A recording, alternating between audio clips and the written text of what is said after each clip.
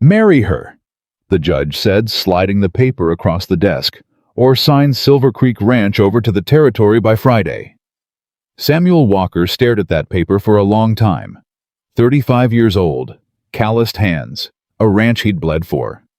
And now some law, some piece of language written by men who'd never once held a fence post in a Montana winter, was telling him he had to take a wife or lose everything. The woman they'd chosen was Margaret Ellis. The woman the whole town called Nobody's Choice. If you love stories about stubborn hearts and second chances, subscribe now and drop your city in the comments. I want to see how far this story travels.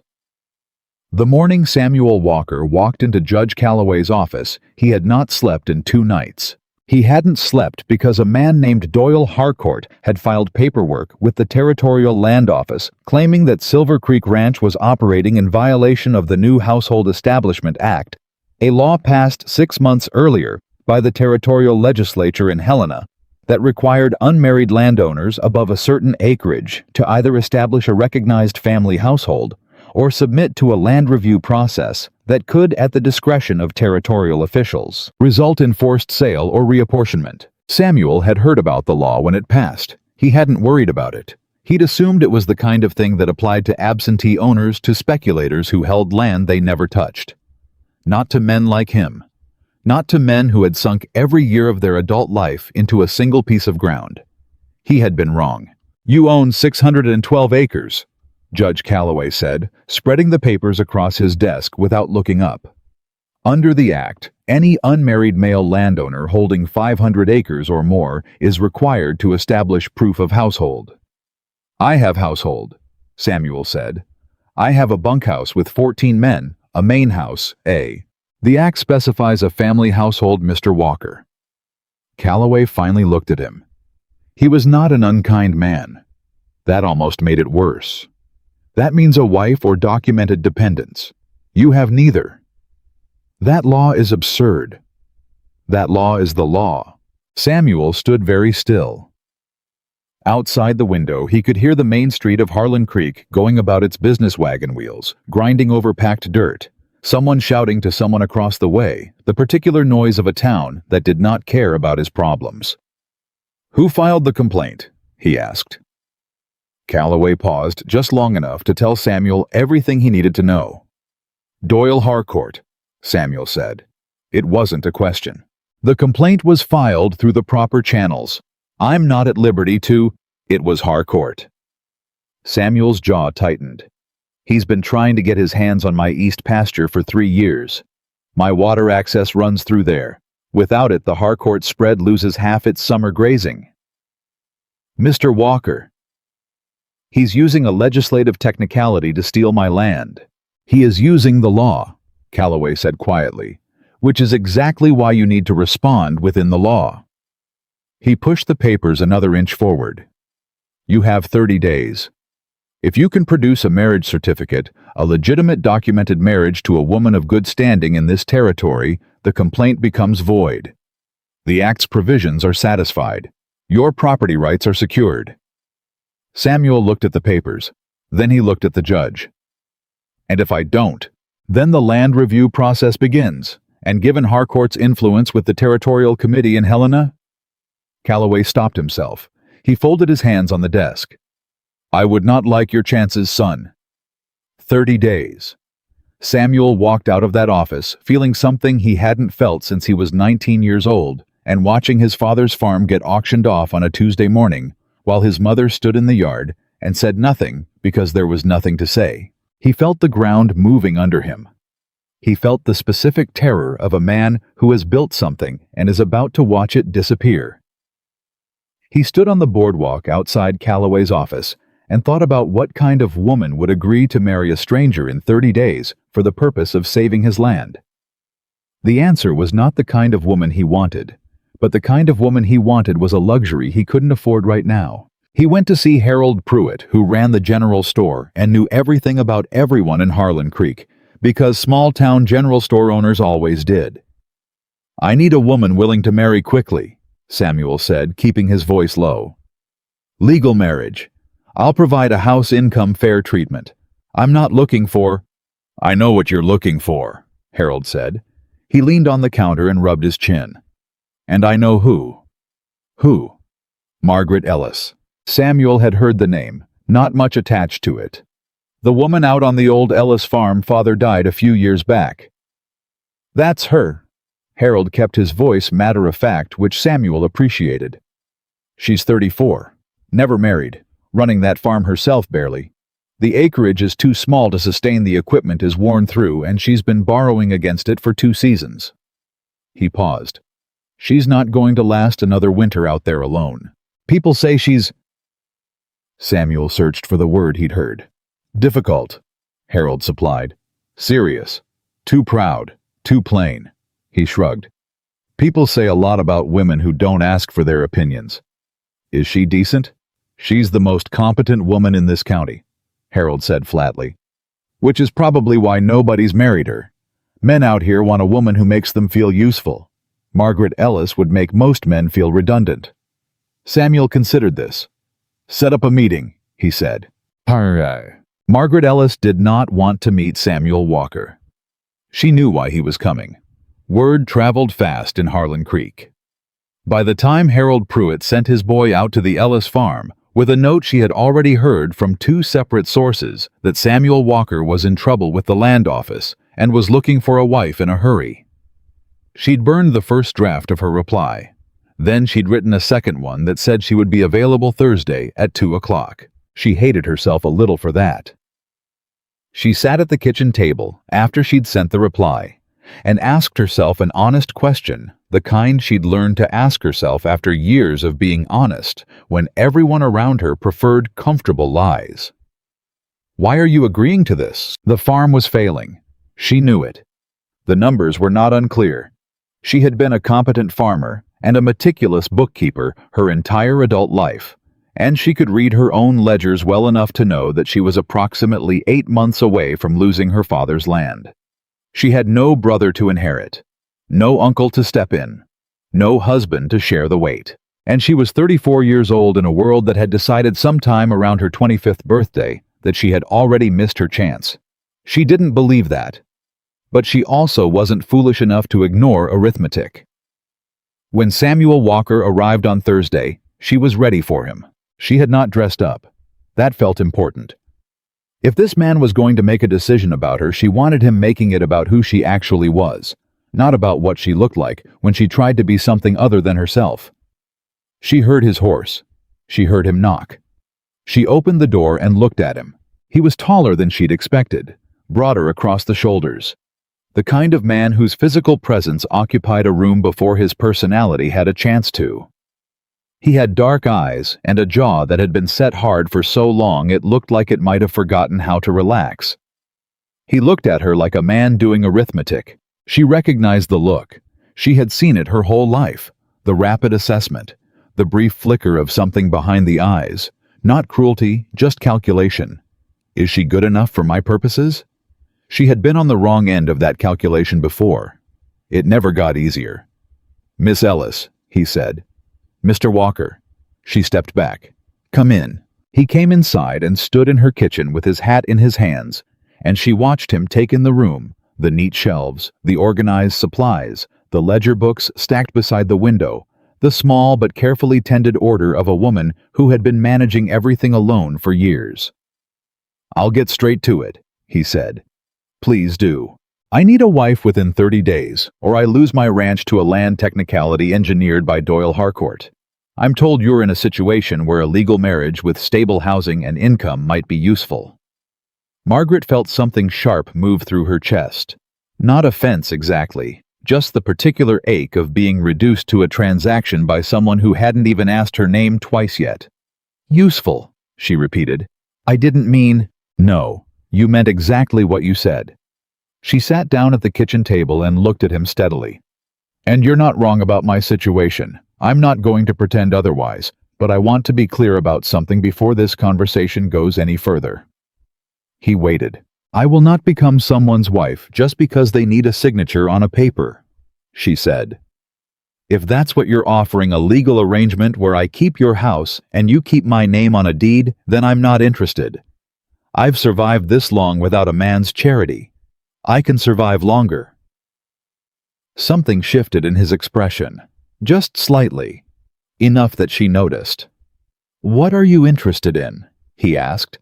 She hadn't expected him to ask that. She'd expected him to argue, or to leave, or to make a smaller, more palatable version of the same offer, and wait for her to accept it the way women always accepted smaller, more palatable versions of things. She thought for a moment. "A real marriage," she said. "Not a performance of one. I'm not asking for romance. I'm not asking for love. I don't have any illusions about what this situation is. But if I'm going to build my life around your ranch and your name, I want to be treated as a partner, not a housekeeper, not a decoration, a partner." Samuel Walker looked at her for a long moment. "You're not what I expected," he said. "No," she agreed. "I rarely am." They were married on a Wednesday. The ceremony was brief. Judge Calloway presided. Harold Pruitt and his wife served as witnesses. There were no flowers, no guests invited, no celebration afterward. Margaret wore a blue dress she had made herself 3 years earlier for a church occasion that she no longer remembered clearly. It fit her the same as it always had. She had never been the kind of woman who changed size based on circumstances. Samuel wore his cleanest shirt and the jacket he kept for business meetings. When the judge told him he could kiss his bride, Samuel hesitated just long enough to make the moment awkward, then leaned forward and pressed his lips to Margaret's cheek. A gesture so careful and impersonal that it felt like a handshake with the wrong part of his face. Margaret did not react. She had not expected more. The drive to Silver Creek Ranch took 2 hours. Samuel drove the wagon. Margaret sat beside him with a trunk and 2 bags in the wagon bed. Everything she owned, which wasn't much, because the farm had taken more than it had given in recent years. They did not talk much on the drive. Samuel pointed out landmarks as they passed the river crossing the ridgeline that marked the eastern border of his property, the stands of timber he used for windbreak in winter. Margaret listened and asked practical questions. What was the water situation during dry summers? How many head was he running? Who managed the accounts? Samuel answered her questions with the slightly guarded precision of a man not accustomed to being questioned. When Silver Creek Ranch came into view, Margaret did not say anything for a moment. She looked at it. She saw what Samuel had built, the main house solid and well constructed, the barns, the outbuildings, the organized lay of a working spread that had been put together by someone who understood what they were doing.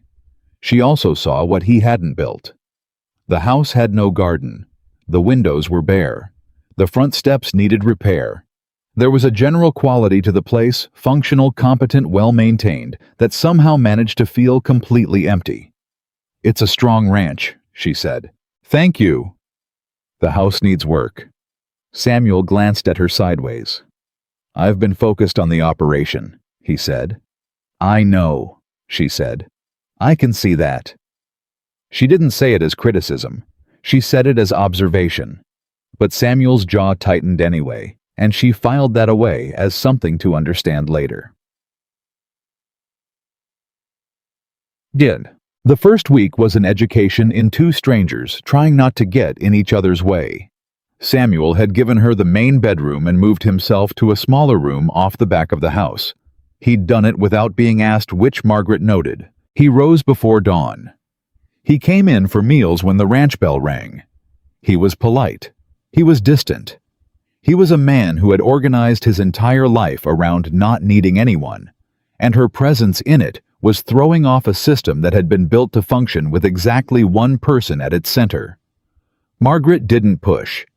She looked. She watched how the ranch ran. She watched how the men operated. She watched where the problems were hiding, and in every operation, no matter how well run, there were always problems hiding somewhere. On the 3rd day, she asked Samuel if she could look at the account books. He hesitated. "Why?" he asked. "Because I'd like to understand how the ranch operates financially," she said. "I was managing farm accounts for 6 years. I'm not going to judge what I find. I just want to understand." Another hesitation.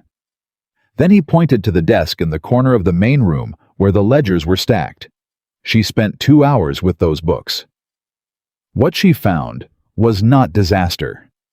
Samuel Walker was not a man who made sloppy financial decisions. But he was a man who did everything himself, which meant that certain things had started slipping, not catastrophically, but in the way that small, consistent inefficiencies become large, consistent losses over years. She closed the books and made notes. She did not go to Samuel immediately. She waited until the evening meal, when he came in and sat at the table, and was briefly guardedly a man who had been working outside all day and was now in the same room as his wife, which was still a concept his face hadn't quite made peace with. "I have some thoughts about the supply purchasing," she said. He paused with his fork in the air. "The pattern I'm seeing in the accounts you're buying in smaller quantities more frequently, which means you're paying more per unit and spending more on transport. If you consolidated the orders, especially the grain and the salt, and the winter feed supplies, you'd save somewhere between 12 and 18% annually." Silence. "That's a significant number," she added in case he needed it underlined. "I know it's a significant number," Samuel said with an edge in his voice that she thought was about something other than supply purchasing. "Are you angry that I looked at the books? You asked me if you could." "Yes, but you didn't expect to find anything worth mentioning." He set down his fork. He looked at her. And for a moment, the mask slipped just slightly, not into anger, but into something more complicated. Something that looked like a man recalibrating. "What else did you find?" he asked. She told him. He listened. He didn't interrupt, which she hadn't expected. He didn't dismiss what she said, which she also hadn't expected. And when she was finished, he was quiet for a long moment, and then he said with the specific care of a man who does not give compliments easily, "Those are good observations." "Thank you," she said. "I'll think about it. That's all I'm asking." They went back to their meal, but something in the room had shifted, just slightly, enough that they both noticed.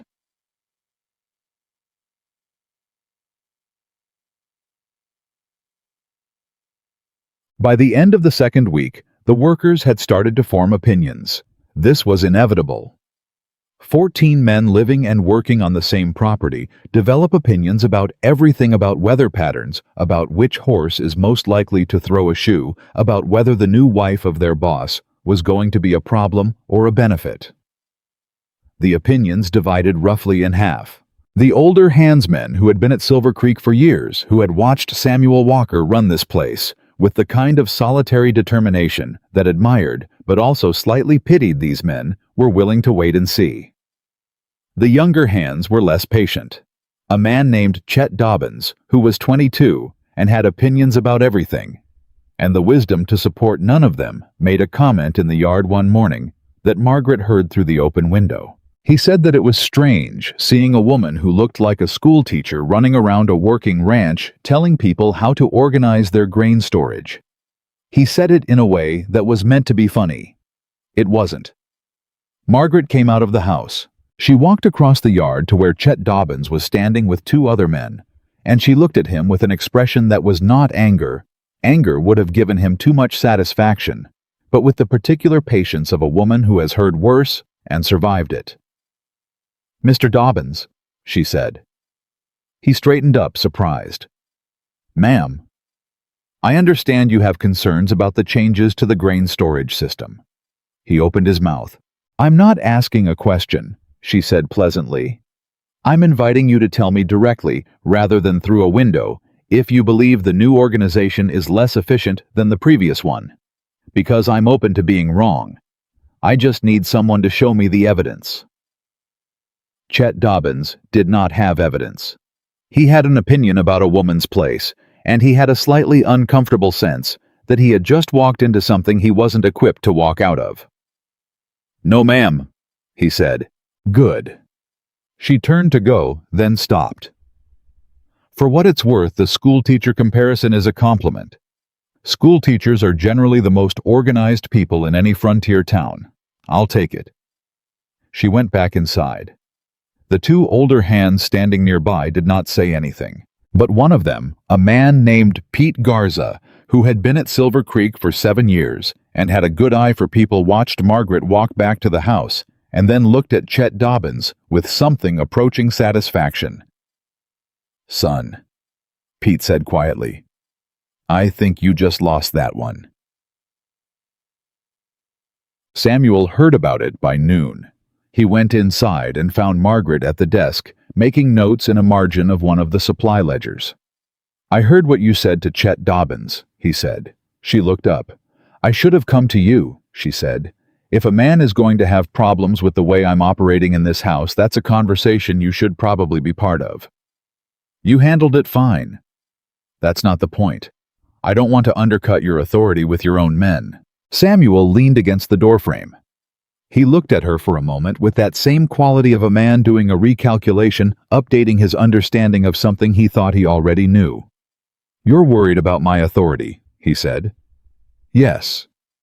You're the one who just corrected a ranch hand's manners in my yard." "I didn't correct his manners," she said.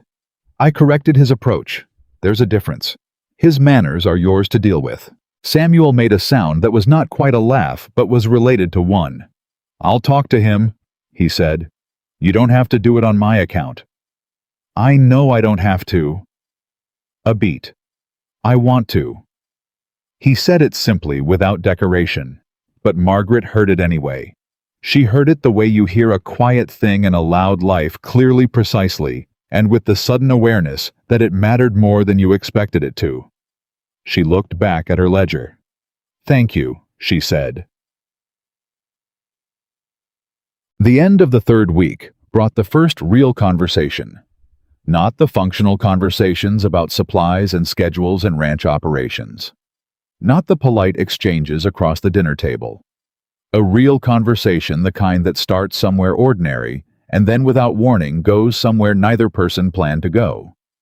It started because of a letter. Margaret had received it from a woman in town, a woman named Clara Heston, who had been her closest friend before life and circumstance had made regular friendship difficult. The letter was warm, ordinary, full of town news, and ended with a line that Margaret read 3 times. Clara had written, "Everyone here is dying to know if you're happy, Maggie. Are you?" Margaret was sitting on the front steps with the letter in her hand when Samuel came in from the evening check. He looked at her. He looked at the letter. He almost kept walking. Then he stopped. "Bad news?" he asked. "No," she said. "A friend asking a question I don't know how to answer." He sat down on the step beside her, not close, but beside her, which was itself unusual because Samuel Walker moved through spaces in a way that preserved distances. "What question?" She looked at him sideways. "Whether I'm happy." He was quiet. "Are you?" he asked. "I don't know yet," she said honestly. "I don't think happiness is something you find in 3 weeks. I think it's something you build, and I don't know yet what we're building here." Samuel turned the hat in his hands. She'd noticed he did that when he was thinking a slow rotation, almost unconscious. "I haven't been easy to live with," he said. "No," she agreed. "But you've been fair. That's not nothing." "It's not enough." She looked at him directly because Margaret Ellis had never learned the habit of looking away from difficult things. "What happened to make you this way?" He glanced at her sharply. "This way," he repeated. "Alone," she said. "On purpose. Like a man who decided a long time ago that other people were a problem to be managed, rather than a life to be shared." The silence stretched out. She half expected him to get up, to close down, to become again the wall of polite distance he had maintained since the day they met. Instead, he said, "My father loved my mother more than he could bear." He said it to the yard, to the darkness settling over the fence line. "When she died, I was 12, he fell apart. Completely. He couldn't run the farm. He couldn't make decisions. He couldn't function. Because he had built everything around her, and when she was gone, there was nothing left underneath." He paused. "We lost the farm 2 years later. Debt. Neglect." He just stopped. Margaret did not say she was sorry. She had learned that saying sorry about the past sometimes makes the person feel like their pain is being disposed of. She said, "And you decided you'd never let that happen to you. I decided I'd never let anyone become that necessary to me." "And did it work?" The hat rotated in his hands. "I have a ranch," he said. "That's not what I asked." Another silence. Longer. "No," Samuel Walker said finally. "It didn't work." Margaret looked at the darkness beyond the fence line and let that sit there between them, that quiet, devastating honesty. "I wasn't chosen," she said quietly in exchange. "Not once. My whole life I watched women get chosen for their faces, their sweetness, their willingness to make themselves smaller than they were. And I couldn't do any of those things. I tried a few times." A pause. "I was terrible at it." He made that almost laugh sound again. "And then I got so accustomed to being passed over that I started telling myself it was my choice," she said. "That I didn't want to be chosen. That I was perfectly fine." She folded the letter carefully. "But that's not the same as being fine." "No," he said. "It's not." They sat there in the cooling evening for a while longer. Two people who had each built elaborate systems for surviving without the things they actually needed. Sitting on a front step at the end of a day, in a marriage neither of them had chosen, and both of them, for the first time in a very long time, not pretending. It was Margaret who found the gap in the fence line. She'd been walking the eastern pasture, a habit she'd developed in her second week, because she believed that a person managing a property needed to know its edges. And nobody had walked Silver Creek's edges with that specific intention in a long time. The gap was deliberate. Not damage from weather, not ordinary wear. The posts had been cut cleanly on one side and wedged to look intact from a distance, but the section would give under pressure. It was in the section of fence that bordered the land Doyle Harcourt had been trying to acquire. Margaret crouched down and looked at the work. Someone had been careful. Someone who knew fences. She didn't run to tell Samuel. She walked the rest of the perimeter first. She found two more places. Same work, same deliberate care in making the damage look accidental. Then she went to find Samuel. He was in the far barn with Pete Garza going over a horse with a swollen foreleg. "Samuel," she said. He looked up at her tone. She didn't use his name often. When she did, it meant something. "You need to come with me," she said. He came. She showed him the fence sections, all three. He crouched where she had crouched and looked at the same evidence with the eyes of a man who knew exactly what he was seeing, and then he stood up and looked at the horizon with an expression she hadn't seen on him before. Not anger. Anger was something he kept contained and organized. This was something older and darker, the look of a man who recognizes that the thing threatening him is more calculated than he'd given it credit for. "Harcourt," he said. "Someone working for him," she said. "This wasn't done by a man who owns half the county. This was done by someone paid to be careful. If cattle get through here and onto Harcourt land, he files a trespassing claim, combined with the land complaint already in process. He builds a case for the territorial committee." Samuel's voice had gone quiet. "Gets two bites at the same apple." "Yes." He turned and looked at her. Really looked at her the way he hadn't, she realized, since the first day in her kitchen. Like he was seeing something he hadn't allowed himself to look at directly before. "You walked the whole perimeter," he said. "Yes." "Why?" "Because I thought I should know what I was defending." She said it simply. "This is my home too, Samuel. I know it doesn't feel that way yet. I know we haven't—" She stopped. "But it's mine, and I'm not going to let someone take it." The look on his face was the most complicated thing she had seen him produce. He turned back to the fence. "We need to repair these tonight," he said. Quietly. "And I need to start thinking about what Harcourt's next move is." "I've been thinking about that," Margaret said. Of course she had. He looked at her again. That almost laugh was working at the corner of his mouth. "Tell me," he said. She told him.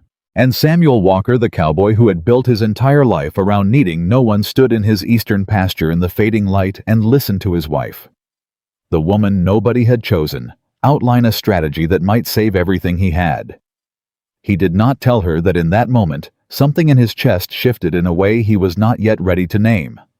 But it shifted, and the ranch that had always felt like his solitary achievement began for the first time to feel like something that belonged to two people. They repaired the fence that night. Samuel didn't call the full crew. He took Pete Garza and a man named Roy Slade, the two hands he trusted most, the two who had been with him long enough that their loyalty wasn't something he questioned. And the four of them went out to the eastern pasture in the dark, with tools and new posts, and worked without lanterns, because a lantern at the fence line would tell anyone watching exactly what they had found. Margaret came with them. Samuel had not asked her to. He had assumed she would stay in the house, which told her something about how much he was still operating on old assumptions. She was already in her work coat when he came to collect the tools from the barn. He looked at her. She looked back. "You don't need to," he started. "4 sets of eyes are better than 3, she said. "And I know where all 3 sections are." He didn't argue. Pete Garza, who had spent 7 years developing a fine-tuned understanding of Samuel Walker's moods, watched this exchange with the careful neutrality of a man who has learned when to see nothing. But afterward, walking behind the two of them toward the pasture, he leaned close to Roy Slade and said very quietly, "She's going to change things around here." Roy, who was 28 and observant, whispered back, "Already is." The repair work took 2 hours. Margaret held the posts while Samuel and the other men drove them and strung wire, and she did it without complaint, and without the kind of performative competence that would have felt like she was trying to prove something. She simply did what needed doing, because it needed doing. And somewhere around the second repair section, Samuel noticed that, and stopped noticing it at the same time, which was the specific moment when a person shifts from being observed to being relied upon. When they finished, they stood at the last section, and Samuel looked out at the dark pasture and said quietly, so only Margaret could hear, "Harcourt's going to try something else." "I know," she said. "The fence was just to test what I'd do, whether I'd notice, whether I'd react loudly." "You didn't react loudly." "No." He paused. "Because of you." She could hear something in that, the careful weight of a man giving credit who was not accustomed to giving it. She didn't make it larger than it was. She just said, "What do you think he does next?" "Goes after the water," Samuel said. "If he can't get me on the land complaint, and he can't manufacture a trespassing claim, he'll try to establish a competing claim on the creek access. The water rights in this territory are still being litigated all over. A man with Harcourt's money and connections could create a legal fight that would cost me more to defend than the land is worth. Unless you have documentation that predates his interest in the property." Samuel looked at her in the dark. "Original deed filings," she said. "Land survey records, water usage documentation going back to when you first settled the creek. If you can establish prior continuous use, it becomes significantly harder for him to manufacture a competing claim. Those records are in the house." "I know. I've seen them. They're not organized." Another silence. "How long would it take you to organize them?" he asked. 3 days, she said. "Maybe 2. He turned and looked at the dark line of fence they'd just repaired, and then he looked back at her, and in the particular darkness of a Montana night with no lantern, she couldn't see his expression clearly, but she heard his voice, level, deliberate, and carrying something underneath it that was not quite gratitude, but was close. "Margaret," he said, "thank you."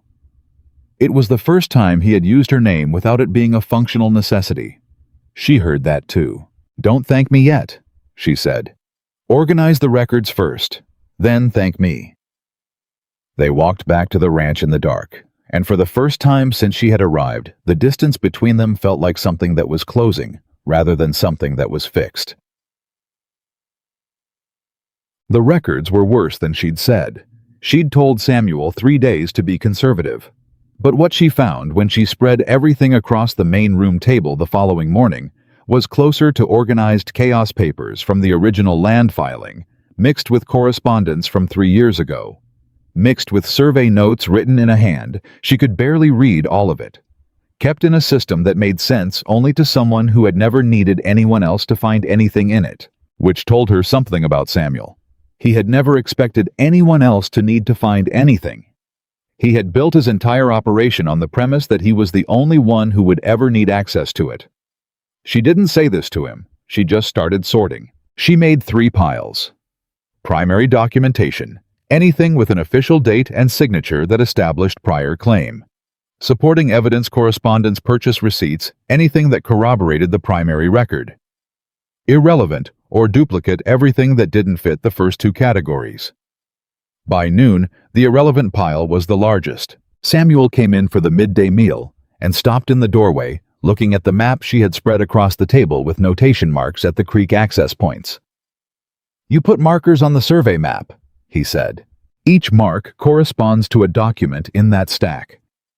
She pointed without looking up. "If anyone challenges your water rights, you can walk them through the timeline.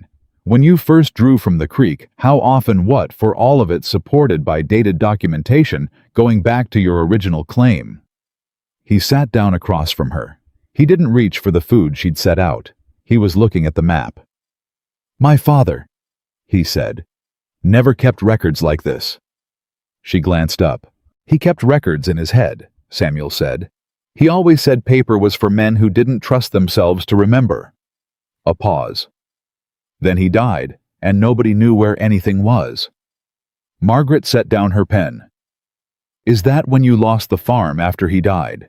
"He didn't die. He gave up." Samuel said it without heat.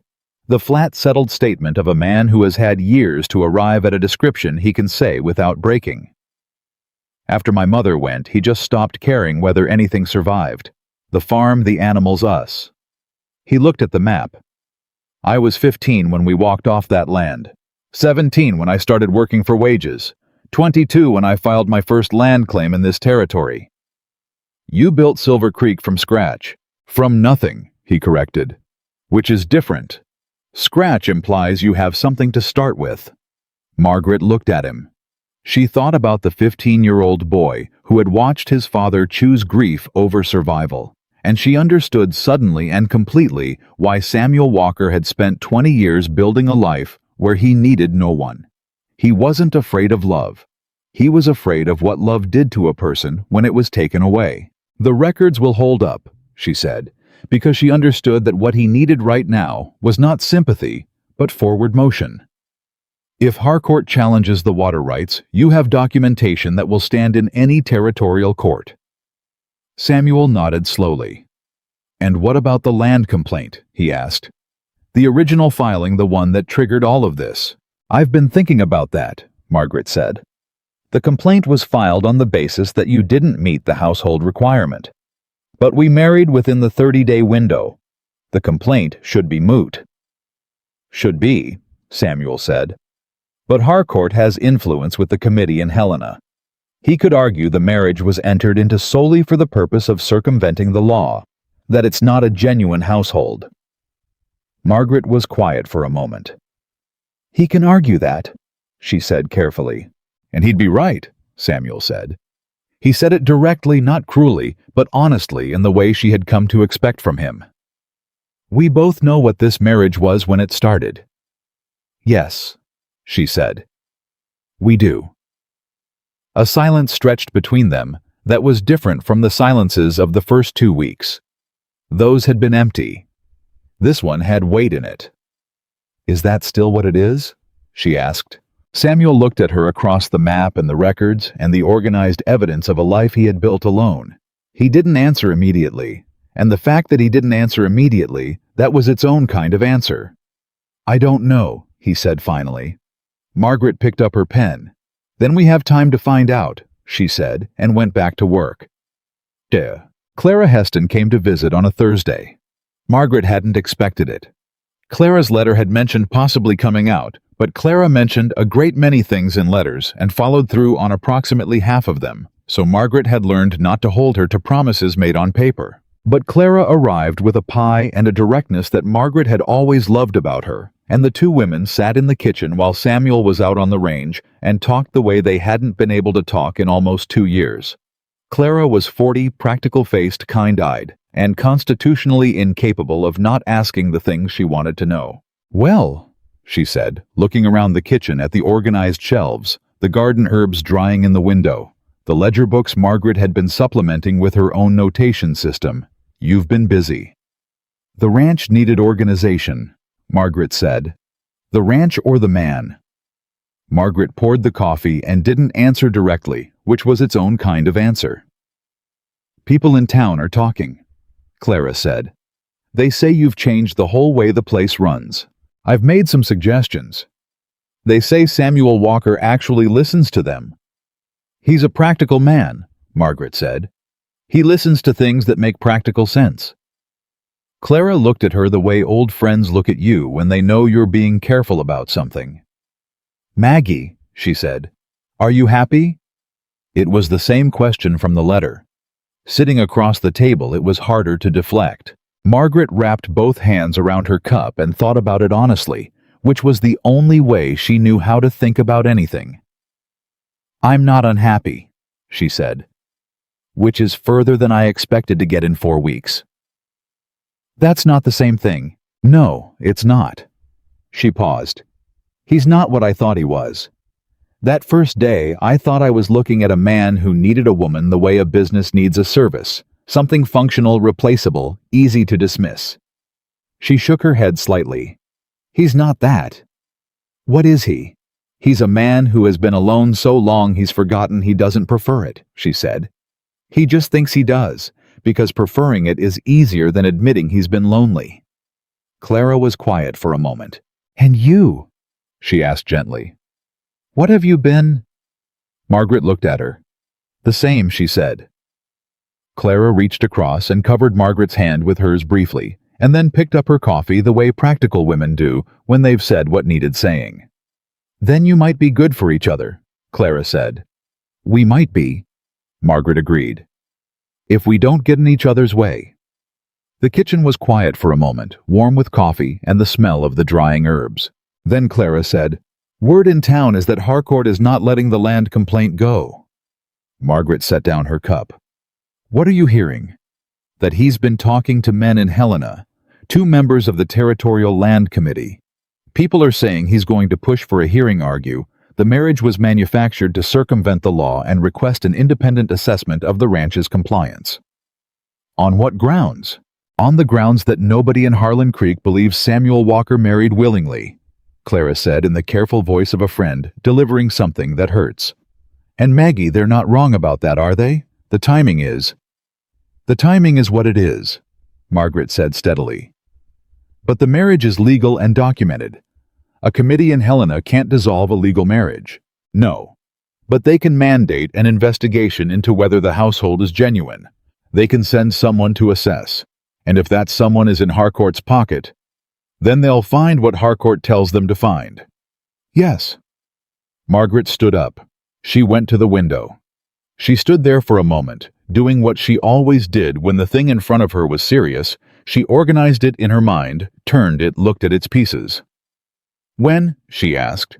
Clara heard possibly within the month. "Then we have time." "To do what?" Margaret turned from the window. Her voice was quiet, but the thing underneath it was not quiet at all. "To make sure that when someone comes to assess this household," she said, "there is no question in any reasonable person's mind that it is exactly what it's supposed to be." Clara looked at her for a moment. Then she said, "You're not just doing this for the ranch, are you?" Margaret picked up her coffee. "Ask me that again in another month," she said. Chapter 12. She didn't tell Samuel that night. She told him the next morning at breakfast directly and without preamble, because Margaret Ellis did not believe in managing people's emotions by withholding information from them. She told him what Clara had said. All of it. Samuel listened without interrupting. His face didn't change through most of it, that practiced stillness of a man who has trained himself not to react until he's finished processing. But when she got to the part about the committee investigation and the assessment, Something moved behind his eyes. "They'll send someone to determine if the marriage is genuine," he said. "Yes? And their conclusion will depend on what they observe, and what they're told by anyone they speak to in town," she said. "Which is the harder problem, because what people in town believe about this marriage is the truth," Samuel said. "What they believe is the truth." She met his eyes. "It was the truth," she said. 4 weeks ago." He looked at her steadily. "And now I'm asking what we do about it." Samuel set down his coffee and was quiet for a moment. When he spoke, he did it the way he always did when something mattered, carefully, without decoration. "I'm not going to perform a marriage for a territorial inspector," he said. "I'm not going to pretend in front of strangers." He paused. "But I'm also not going to let Harcourt take this ranch because I'm too stubborn to change." "What does that mean?" "It means—" He stopped. Tried again. "It means I think maybe what we have here is more than what it started as. And I don't think I've been honest about that. Not with you. Not with myself." Margaret looked at him across the table, this careful, contained, deeply defended man, who had just said, in his particular way, something that was not small at all. "I'm not asking you to perform anything," she said slowly. "I'm asking you to be honest about what's actually happening between us." "I don't know exactly what's happening between us." "Neither do I," she said. "But I know it's something." The silence that followed was the most honest silence they had shared. "Then we work with what we have," Samuel said finally. "Yes," Margaret said. "We do." Done. What they had turned out to be more than either of them had been willing to calculate. Over the following week, something shifted in the daily rhythm of Silver Creek Ranch that was less dramatic than a declaration and more durable than the quiet, accumulating evidence of two people who had stopped pretending they were strangers. Samuel began consulting her before making decisions. Not the big operational decisions, those were still his domain, and she hadn't wanted to crowd that space. But he started bringing her the smaller things. The question of whether to hire an additional hand before spring. The problem with the water trough in the north pasture. A letter from a neighboring rancher about a potential cattle deal that he read aloud to her over dinner and then looked up at her and said, "What do you think?" And she told him, and he listened. And occasionally he pushed back because he was not a man who accepted an argument. Just because someone made it, he needed to be convinced, and she respected that because she was not a woman who expected to be agreed with just because she had spoken. Their arguments were good arguments. Fast, specific, occasionally heated, always functional. Pete Garza watched them disagree one afternoon about the timing of the spring cattle drive. Samuel wanted to move earlier. Margaret had concerns about the pasture condition after the unusually wet winter, and afterward told Roy Slade that it was the most productive argument he'd seen happen on this ranch since the time Samuel had argued with himself in the barn for 40 minutes about whether to buy a second breeding bull. "She holds her ground," Pete said. "He lets her," Roy noted. "That's the thing," Pete said. "He doesn't just let her, he expects her to." And that was the shift that none of them could have predicted at the beginning.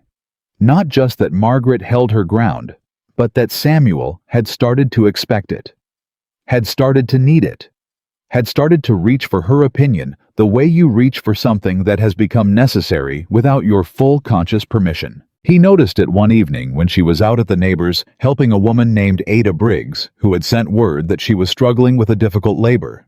Margaret had farming knowledge and some medical training and had gone without hesitation. And Samuel had found himself in the main house that night, unable to eat the supper.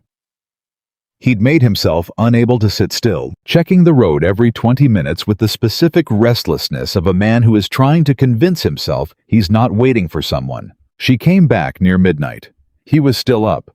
She came through the door and stopped when she saw him awake at the table. "The Briggs baby came fine," she said, reading his expression. "Both mother and child are healthy." "Good," he said. He didn't move. "I wasn't worried." She looked at him. "Samuel," she said, not unkindly. "I was a little worried," he said. She took off her coat and hung it by the door, and came and sat across from him at the table, and she was tired. He could see it in the way she carried herself, but she was the kind of tired that comes from having done something meaningful, and it suited her. "You were up for hours," she said. "I'm usually up late." "Not like this." He looked at the table, then up at her. "I don't like not knowing where you are," he said. It came out simpler than he'd intended, more exposed. Margaret looked at him with those steady gray eyes and did not make it easy for him, or hard for him. She just received it honestly, the way she received most things. "I'll leave word next time," she said. "Thank you." She stood to go to bed. Then she paused. "Samuel," she said. He looked up. "I don't like not knowing where you are either," she said quietly. "When you ride out to the far pasture alone, and it gets dark before you're back, I notice." She went to bed. Samuel sat at the table for a long time after that, in the particular stillness of a man reckoning with the fact that something he hadn't planned for had already arrived. Well, it was Chet Dobbins who nearly undid everything, not on purpose. Chet Dobbins was not sophisticated enough to be malicious. He was just young and careless with words, and the combination did damage the way it always did, without aim and without apology. He had been in town on a Saturday afternoon. He had been in the saloon, which meant that his judgment, never exceptional, was operating at reduced capacity. And he had been within earshot of two men who worked for Doyle Harcourt, which was the specific combination of factors that produced what happened next. What happened next was that Chet Dobbins told Harcourt's men, in the course of a rambling, drink-loosened conversation about ranch life, that it was obvious to anyone on the Silver Creek crew that the Walker marriage was a business arrangement, that the husband and wife barely talked most days, and that anybody who thought Samuel Walker had married that Ellis woman for anything other than keeping his land was fooling themselves. He said it without thinking. He said it to the wrong people, and by Monday morning, it was in a letter on its way to Helena. Samuel found out on Wednesday. He found out because Pete Garza overheard two men talking about it at the feed store and came directly home and told Samuel, who went very still, in the way that meant he was angry in a specific and considered way rather than a general way. He called Chet Dobbins to the barn. Margaret did not follow them. She knew this was Samuel's to handle, and she had learned in the weeks she'd been at Silver Creek exactly where the line was between things that belonged to her and things that belonged to him. She waited. She heard the conversation through the barn wall, not the words, just the tones. Samuel's voice low and even, which was how he sounded when he was seriously angry. Chet's voice starting defensive and getting smaller. It lasted 10 minutes. Chet came out of the barn looking like a man who has been shown clearly, and without exaggeration, the full weight of what he had done and is now carrying it. He didn't look at the house. Samuel came out a few minutes later. He came inside. Margaret was at the desk. She turned when he came in. "How bad is it?" she asked. "Bad enough," he said. "The letter's already sent. Harcourt will use it to push for the investigation." He sat down across from her. "Chet is going to write a correction, a statement confirming that what he said was taken out of context. Will anyone believe a correction from a ranch hand who was drinking at the time? Probably not." He looked at her. "But I'm going to do something else." "What?" "I'm going to go to Helena myself," he said, "before they send an investigator here. I'm going to go to the Territorial Land Committee, and I'm going to stand in front of them and tell them the truth." Margaret went still. "The truth?" she repeated carefully. "That this marriage started as a legal arrangement," he said, "and that it has become something else. And that I will not have Doyle Harcourt use a young fool's saloon talk to take my ranch and destroy my wife's reputation in the same move." She looked at him for a long moment.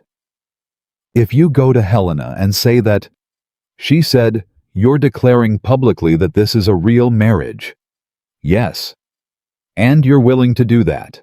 He looked at her with an expression she had not seen on him before, the expression of a man who has made a decision that is not entirely tactical, not entirely defensive, but something more personal than either of those things, and who has made it without regret. "You found the fence," he said. "You organized the records. You kept me from making decisions in anger that would have made everything worse." He paused. "You went out in the middle of the night to help a woman you barely know deliver a baby, and when you came home, I was sitting at that table like a man waiting for something he didn't know he needed until it was gone." He stopped. What kind of man would I be if I let someone use words about a business arrangement to describe what's actually happening here? Margaret was quiet. The kind of quiet that comes not from having nothing to say, but from having too much and needing to choose carefully. "When do you leave?" she asked. "Friday morning," he said. "I'll be back in a week." "I'll have the full documentation ready by Thursday night," she said. He nodded. Then, because they were still in some ways two people who had not yet built all the language for what they were, he said, "Will you be all right here?" "I will," she said. "Pete knows to look after things." "I know," she said. "But Samuel—" He looked at her. "Come back," she said simply. She said it quietly. She said it without drama or decoration, the way she said everything, with a directness that left nowhere to hide and no need to hide. Samuel Walker, the cowboy who had spent 20 years making sure he needed, no one looked at his wife across the desk where she had spent weeks building the documentation that might save everything he owned, and felt something shift in his chest that had been shifting by small degrees since the first morning he'd seen her walk out of that farmhouse kitchen with her chin up and her eyes steady and nothing in her face that said she was afraid of him. "I'll come back," he said. He said it like a promise, and he meant it the way a man means a thing when it has stopped being about his land and started being about something he is only just beginning to understand he cannot afford to lose. Samuel left for Helena on Friday before the sun came up. Margaret heard him moving through the house in the dark, the quiet, deliberate sounds of a man trying not to wake someone, which told her something because a man who didn't care whether you slept wouldn't bother being careful about the noise he made leaving. She got up anyway. She came into the kitchen and he was already in his coat.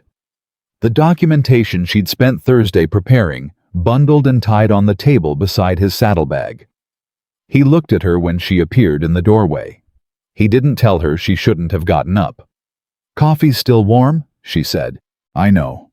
He picked up the bundle and checked the tie on it. Not because he doubted her work, she understood, but because it was his habit to verify things himself before he carried them. She didn't take it personally. "I was going to let you sleep." "I know," she said. She poured him a cup. He drank it standing the way he did everything on his feet, facing forward like a man who believes sitting down gives problems time to catch up to him. "The water rights documentation is in the front section," she said. "The marriage certificate and household records are behind it. I wrote a summary page, 1-page clear language, no legal jargon that lays out the timeline and the factual record. If you put that in front of a committee member first, before they get into the detailed records, it frames everything correctly." He picked up the bundle again. "I read it last night," he said. She hadn't known he'd done that. "It's good," he said. "It's very good, Margaret." She looked at him, this man who did not hand out praise the way other men handed out coins, who gave a compliment the same way he gave everything carefully, and only when he meant it, and she felt something warm and inconvenient move through her chest. "Come back with the complaint dismissed," she said. "That's the plan. And Samuel." She held his eyes for a moment. "Tell them the truth, whatever that is right now. Don't perform anything. Don't construct anything. The truth is stronger than anything Harcourt can manufacture as long as it's actually the truth." He looked at her for a long moment. "I know what the truth is," he said quietly. He picked up his saddlebag. He went to the door. Then he turned back, and he did something that was small and enormous. At the same time, he crossed back to where she was standing and put his hand briefly against the side of her face. Just his palm warm and rough from years of work, and he looked at her. The way she had started to understand meant that he was feeling something he did not yet have words for. Then he left. Margaret stood in this kitchen for a while after the sound of his horse faded. Then she picked up her coffee, sat down at the table, and made a list of everything that needed to be done while he was gone. Because Margaret Ellis, Margaret Walker, was not a woman who stood still while the world moved. The week without Samuel was instructive. Not because anything went wrong. Pete Garza ran the daily operations with the practiced competence of a man who had been doing it for years and didn't need supervision. Roy Slade handled the younger hands. The ranch continued functioning the way it always had when Samuel was absent for business. What was instructive was how the town behaved. 3 days after Samuel left for Helena, a woman named Vera Hutchins came to the ranch. Vera Hutchins was the wife of Gerald Hutchins, who owned the Harlan Creek Bank, which meant that Vera Hutchins occupied a specific social position in town, not the highest, because frontier towns were suspicious of pretension, but a position of influence, the kind that operated through visits and conversations, and the subtle management of what people thought about each other. She arrived with a basket of preserves and the particular smile of a woman who has come with a purpose she intends to disguise as generosity. Margaret recognized it immediately. She had been on the wrong end of that smile her entire life. She invited Vera inside because refusing would have given her something to report, and because Margaret was curious in the way she was curious about most things, not warmly but precisely. "It must be difficult," Vera said, sitting at the kitchen table and looking around with the specific attentiveness of someone cataloging, managing a ranch this size with Samuel away. "The men know their work," Margaret said pleasantly, "and I've been keeping busy with the accounts." "Of course." Vera set a jar of preserves on the table. "You were always very capable, Margaret. We all admired that about you." "We all admired that about you" was one of the most perfectly calibrated condescensions in the frontier woman's social vocabulary. It managed simultaneously to compliment and to diminish, to acknowledge and to otherize. Margaret poured the coffee and did not react. "That's kind of you," she said. "I always thought it was such a shame," Vera continued, "that you spent so many years alone on that farm. A woman of your abilities deserves a proper situation." A proper situation. As though Margaret had been a piece of furniture finally moved to the correct room. "I was quite content on the farm," Margaret said. "Oh, of course. But this..." Vera gestured at the kitchen at the house. "This suits you much better, I think. Samuel is a very fortunate man." "We're both fortunate," Margaret said evenly. Vera's eyes moved around the kitchen again, quick assessing. "You've made a great many changes," she said. "Some improvements. The ranch was well run. I've just added some organization." "Samuel always did everything his own way." Vera paused, and the pause had something in it. "I do hope he appreciates how much you've contributed." There it was, delivered wrapped in preserves and pleasant smiles, but there, nonetheless, the suggestion that Margaret was an addition to someone else's life, that her contributions required someone else's appreciation to have value, that she existed in relation to Samuel rather than as herself. Margaret set down her cup. She looked at Vera Hutchins with the direct, clear-eyed patience that had unnerved Chet Dobbins and had earned her the respect of Pete Garza and had made Samuel Walker turn back from the door that morning to put his hand against her face. "Vera," she said pleasantly, "I think we both know this visit isn't entirely about the preserves." Vera blinked. "I don't know what you..." "People in town are uncertain about this marriage," Margaret said, not unkindly, not defensively, simply factually. "I understand that. The circumstances were unusual. Samuel and I did not have a conventional courtship, and the timing was what it was." She folded her hands on the table.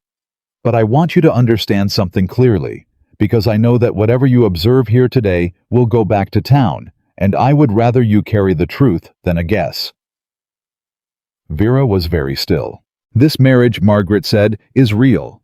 Not because it began with love, it didn't, but because two honest people have been building something together, and the building is real, and the respect is real, and what is growing between us is real. And I will not have it described as anything else." The kitchen was quiet. Vera picked up her coffee cup. Her expression had gone through several calculations and landed somewhere between discomfited and impressed. "You're very direct," she said. "I've always found it saves time," Margaret said. Vera stayed another half hour. When she left, she took her basket, but forgot the preserves, which Margaret thought said something about the degree to which the visit had gone differently than planned. She put the preserves on the shelf. Then she went back to the accounts.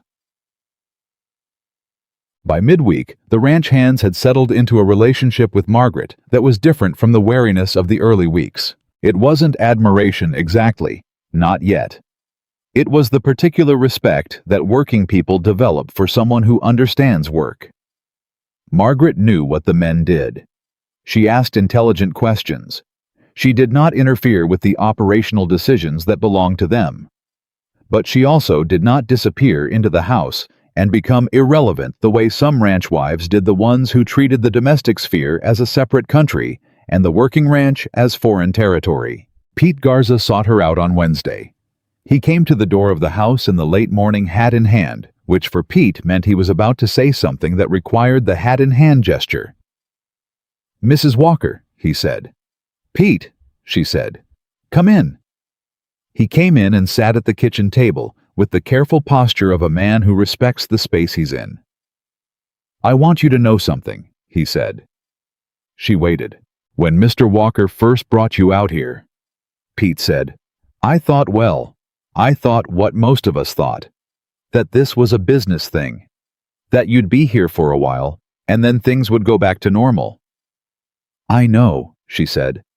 "I was wrong," he said simply. "And I wanted to say that directly." Margaret looked at this man, weathered, honest, loyal. The kind of man who formed opinions slowly, and changed them the same way, and she felt something that was not quite gratitude, and not quite relief, but was close to both. "Thank you, Pete," she said. "He's different," Pete said. "Mr. Walker, since you came?"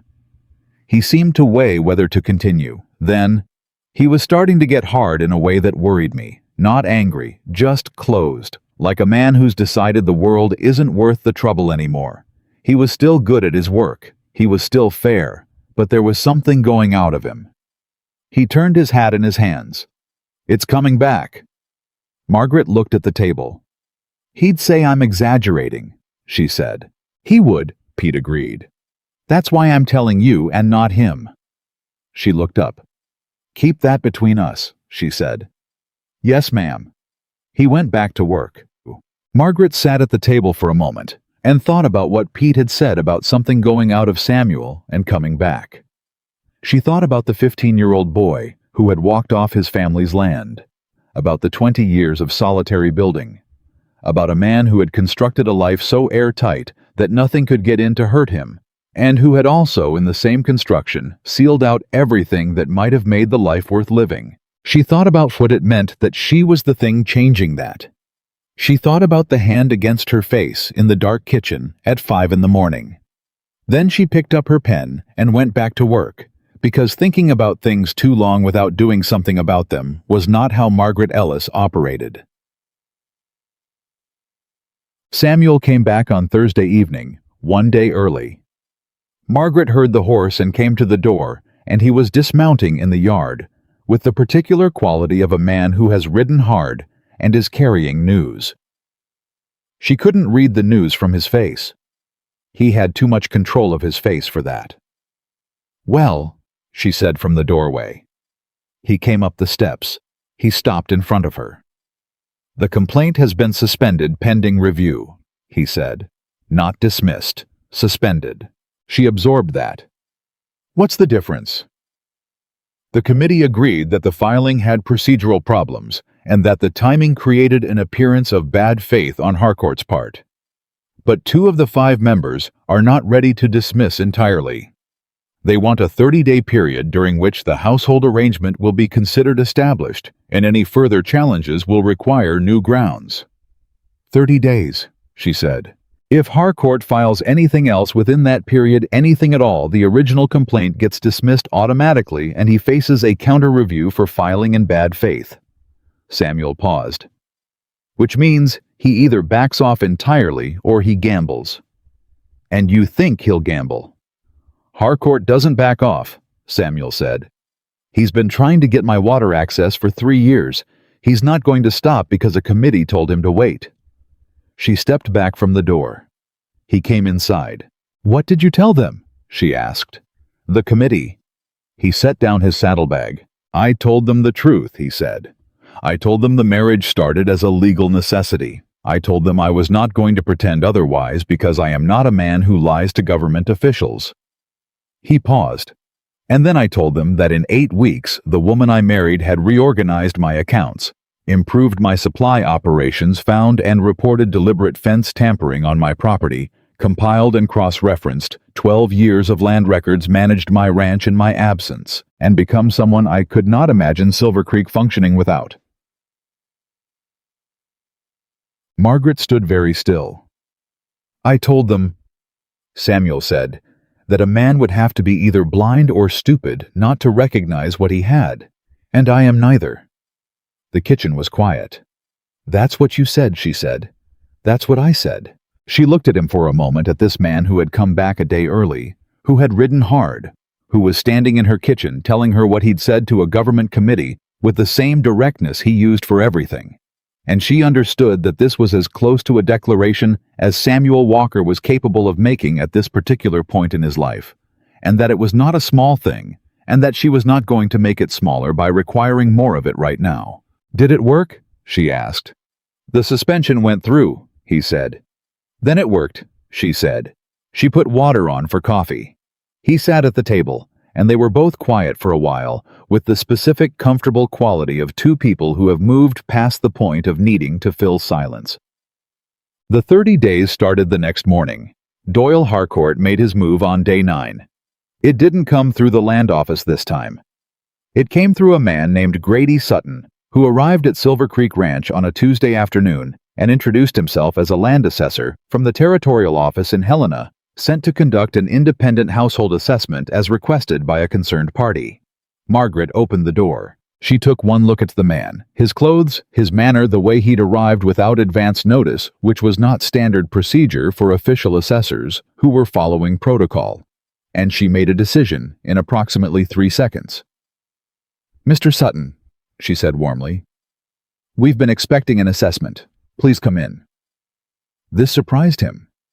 People being surprised to see him was part of how he operated.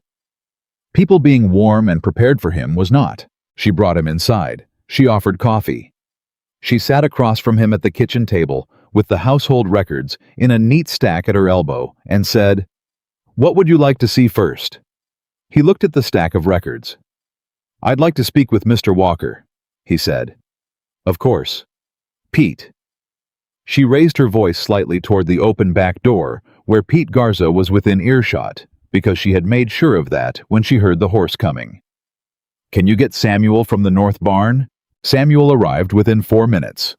He came into the kitchen and looked at Grady Sutton without warmth and without hostility, just the level assessment of a man who has been informed of a situation and is dealing with it. "Mr. Sutton," he said. "Mr. Walker." Sutton straightened. "I'm here to conduct a standard household assessment on behalf of Doyle Harcourt," Samuel said. "A beat." "On behalf of the Territorial Land Office," Sutton corrected. "My wife mentioned you'd arrived unannounced," Samuel said. "Standard assessments require 48 hours notice under territorial procedures. You'll find that in Section 4 of the Household Establishment Act." He sat down at the table beside Margaret. "But you're welcome to conduct your assessment. We have nothing to hide." Sutton looked between them. He had expected disorder, tension, signs of a fractured or performed arrangement. What he found was two people sitting at the same table with matching composure, one of whom had just cited the procedural code that technically invalidated his visit. He looked at the records Margaret had set out. "May I?" he said. "Please," she said. He went through the records: marriage certificate, household documentation, land records, water rights, correspondence. The supply organization system she had implemented, which was documented in her own neat hand with dates and results. He asked questions. Margaret and Samuel answered them, not in the coordinated way of people who have rehearsed answers, but in the natural, occasionally overlapping way of people who share the same information because they share the same life. When Sutton asked how they had met, Samuel said, "Through Harold Pruitt.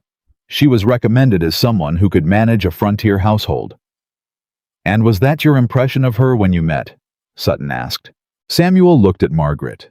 The look lasted just a moment longer than the functional answer required. "My impression," he said, "was that she was the most direct and competent woman I had ever met, and that I was probably getting the better end of the arrangement." Sutton wrote something in his notebook. He asked Margaret why she had agreed to the marriage. "My farm was failing," she said honestly. "I needed a viable situation. Samuel offered one." She paused. "What I didn't expect was to find that the man I married was worth knowing." Sutton looked up from his notebook. "Worth knowing," he repeated. "Yes," she said simply. "He's a good man. He's fair and he's honest and he works harder than anyone I've met. I didn't know that when I agreed to marry him. I know it now." Sutton closed his notebook. He looked between them one more time at the records at the kitchen, at the organized shelves, and the garden visible through the back window, and the easy, unperformed posture of two people sitting at their own table. "I'll submit my report to the committee," he said. "Of course," Samuel said. "And Mr. Sutton, when you speak to whoever sent you here, you might mention that procedural violations in an assessment can be grounds for the assessment being invalidated." He said it without threat. Just information. Section 7 of the Act.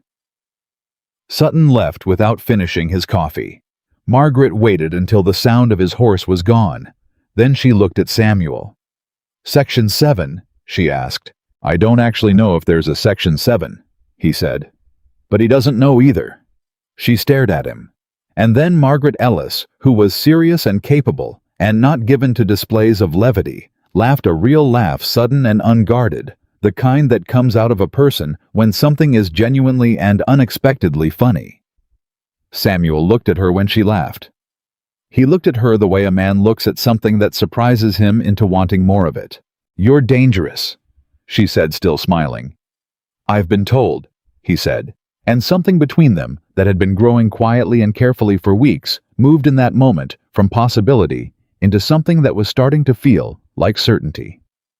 The report Grady Sutton submitted to the Territorial Committee was not what Doyle Harcourt had paid for. They didn't know this for 3 days. Those 3 days were the most dangerous. Because Harcourt didn't wait for the report. He had a backup plan, the kind a man has when he's been in the business of taking things that belong to other people long enough to know that one approach is never sufficient. His backup plan arrived at Silver Creek on a Thursday night. Not a man. Not a letter. Not a legal filing. Cattle. 40 head of Harcourt's cattle came through the repaired section of fence, not the eastern section that Margaret had found originally, but a section on the northern edge of the property that nobody had checked because it was remote, and because the original tampering had been on the east side, and they had been watching the east. Someone had worked the northern fence while they were focused elsewhere. Pete Garza found them at first light Friday morning, 40 of Harcourt's branded cattle on Silver Creek land already mixed with Walker stock in the north pasture. He came straight to the house.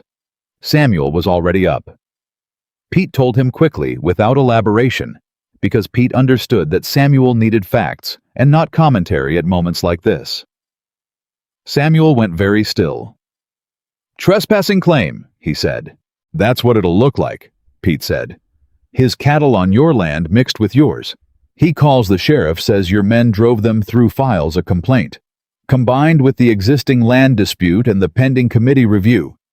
Samuel stopped. Margaret appeared in the doorway. She had heard enough. "How many head?" she asked Pete. 40, maybe 42.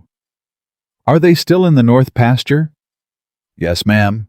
"Then we have time," she said. She looked at Samuel. "Don't call the sheriff. Don't move the cattle yet. Send Roy to town, not to the sheriff, to Harold Pruitt. Tell Harold we need a witness out here within the hour. Someone with standing in this community who can document what those cattle look like and where they are right now, before anyone moves them or makes any claims." Samuel looked at her. "Harold's a general store owner," he said. "Harold's a notary," she said. "And he's been in this town for 20 years, and everyone trusts him. If he documents the condition and position of those cattle, it establishes the factual record before Harcourt can construct a narrative around it." Samuel turned to Pete. "Get Roy," he said. Pete went. Samuel looked back at Margaret. There was something in his face that was not the gratitude he'd expressed carefully and sparingly before something more immediate and more raw, the look of a man who has just watched someone see the thing he missed. "You thought of that faster than I did," he said. "You were angry," she said. "Anger slows the thinking. It's not a flaw, Samuel. It's human. I can't afford human right now." "That's why I'm here," she said. He held her eyes for a moment. Then he went to put his boots on. Harold Pruitt arrived in 40 minutes. He was not a man given to drama. He had operated a general store in a frontier town for 2 decades, which meant he had seen enough drama to understand its costs. He came out, looked at the cattle, looked at the brands, and without being asked, pulled out the notary seal he kept in his coat pocket and began documenting.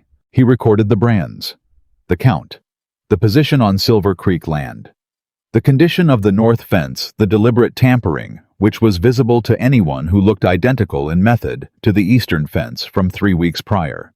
Samuel watched him work. Harcourt's man did the north fence the same way as the east. Samuel said quietly. "Same tool marks," Harold said without looking up. "Which means the same hand, which is documentable." He stamped the page. "You'll want to get the sheriff out here before Harcourt does. Get your version of events on the official record first." "I was going to wait." "Don't wait," Harold said firmly. "Harcourt's counting on you waiting. He's counting on you being angry and slow. Go to the sheriff this morning. Bring this documentation. File a report of fence tampering and unauthorized cattle presence on your property. Put yourself on record as the complaining party, not the defendant." Margaret was standing a few feet away. She looked at Samuel.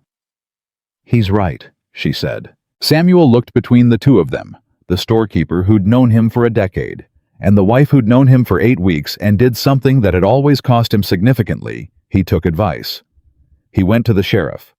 He took Pete Garza as witness and Harold's documentation as evidence, and he walked into the sheriff's office in Harlan Creek and filed a complaint before Doyle Harcourt had finished his morning coffee. The sheriff, a man named Briggs, solid and unimaginative, and therefore reliably fair, looked at the documentation and looked at Samuel and said, "This is the second time in a month we're looking at fence work on your property that matches this pattern."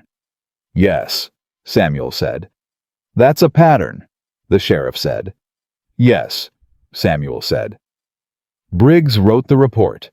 He wrote it carefully the way careful men write things they understand may matter.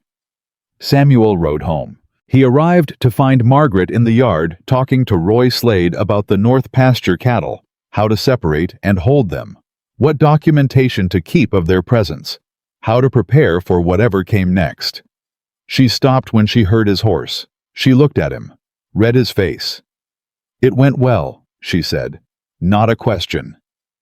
"Briggs filed the report," he said. "Complaints on record. Harcourt's going to find out within the hour." "Then the next move is his," she said. "Yes." She looked at him steadily. "Are you ready for whatever it is?" Samuel dismounted. He handed his horse to Roy without looking away from her. "With you helping me think," he said. "Yes." Roy Slade, who was 28 and observant, took the horse to the barn and said nothing at all.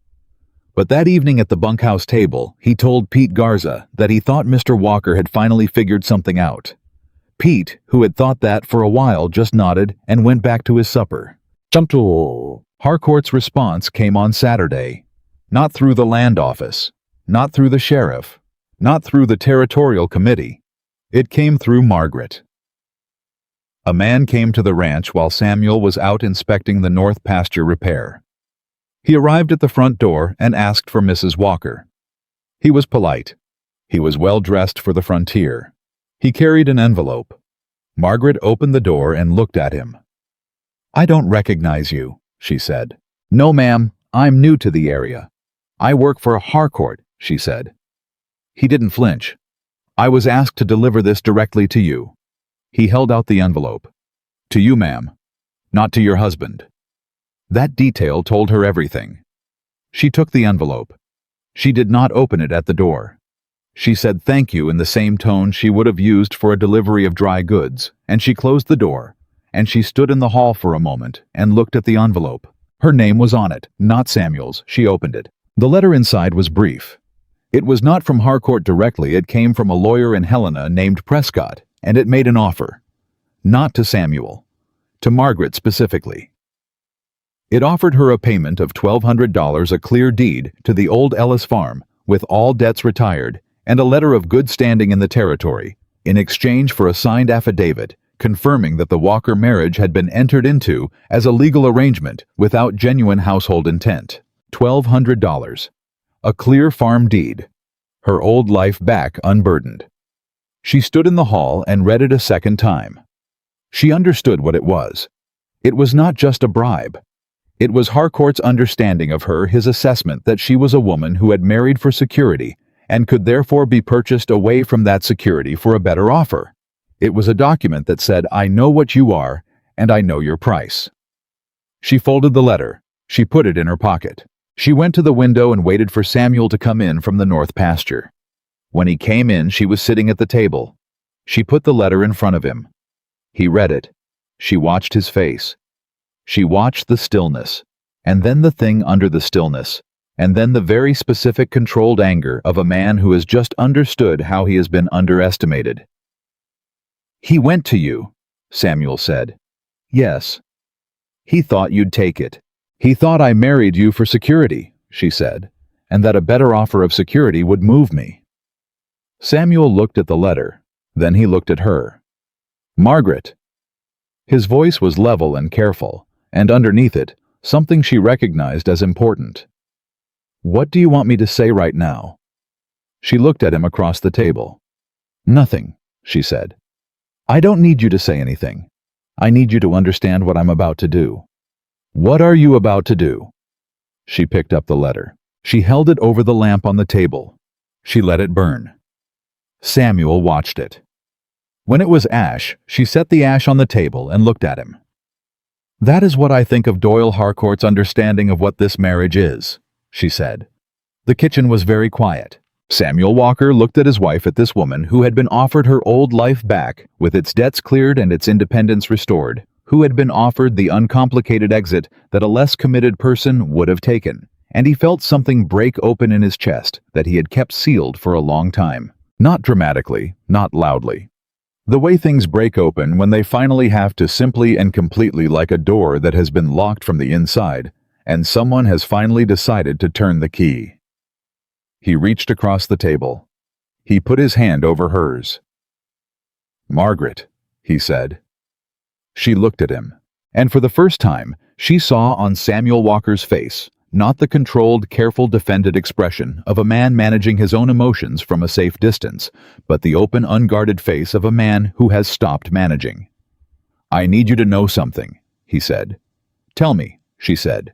When I left for Helena, he said slowly, I told that committee that I couldn't imagine Silver Creek functioning without you. He paused. That was true, but it wasn't the whole truth. She didn't move. She didn't speak. The whole truth, Samuel said, is that I can't imagine my life without you. Not the ranch. My life. He held her hand and looked at her steadily. And that is something I did not expect to say to anyone. And I want you to know that I mean it. Not because Harcourt came after you. Not because I'm grateful for what you've done for this ranch. Because you are the first person in 20 years who has made me feel like it matters whether I get tomorrow right. Margaret looked at him for a long moment. She had spent 34 years being practical about herself. Practical about her worth, her prospects, her place in the world. She had learned that lesson so thoroughly that she had sometimes confused practicality with protection, had used one as an excuse for the other, had told herself that not hoping was the same as being safe. Sitting here with his hand over hers and his face finally completely open, she understood that she had been wrong about that. Safety was not the absence of risk.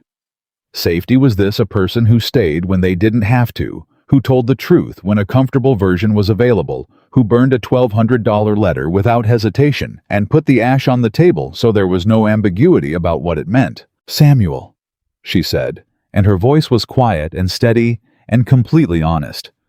"I didn't burn that letter for the ranch." He held her eyes. "I know," he said.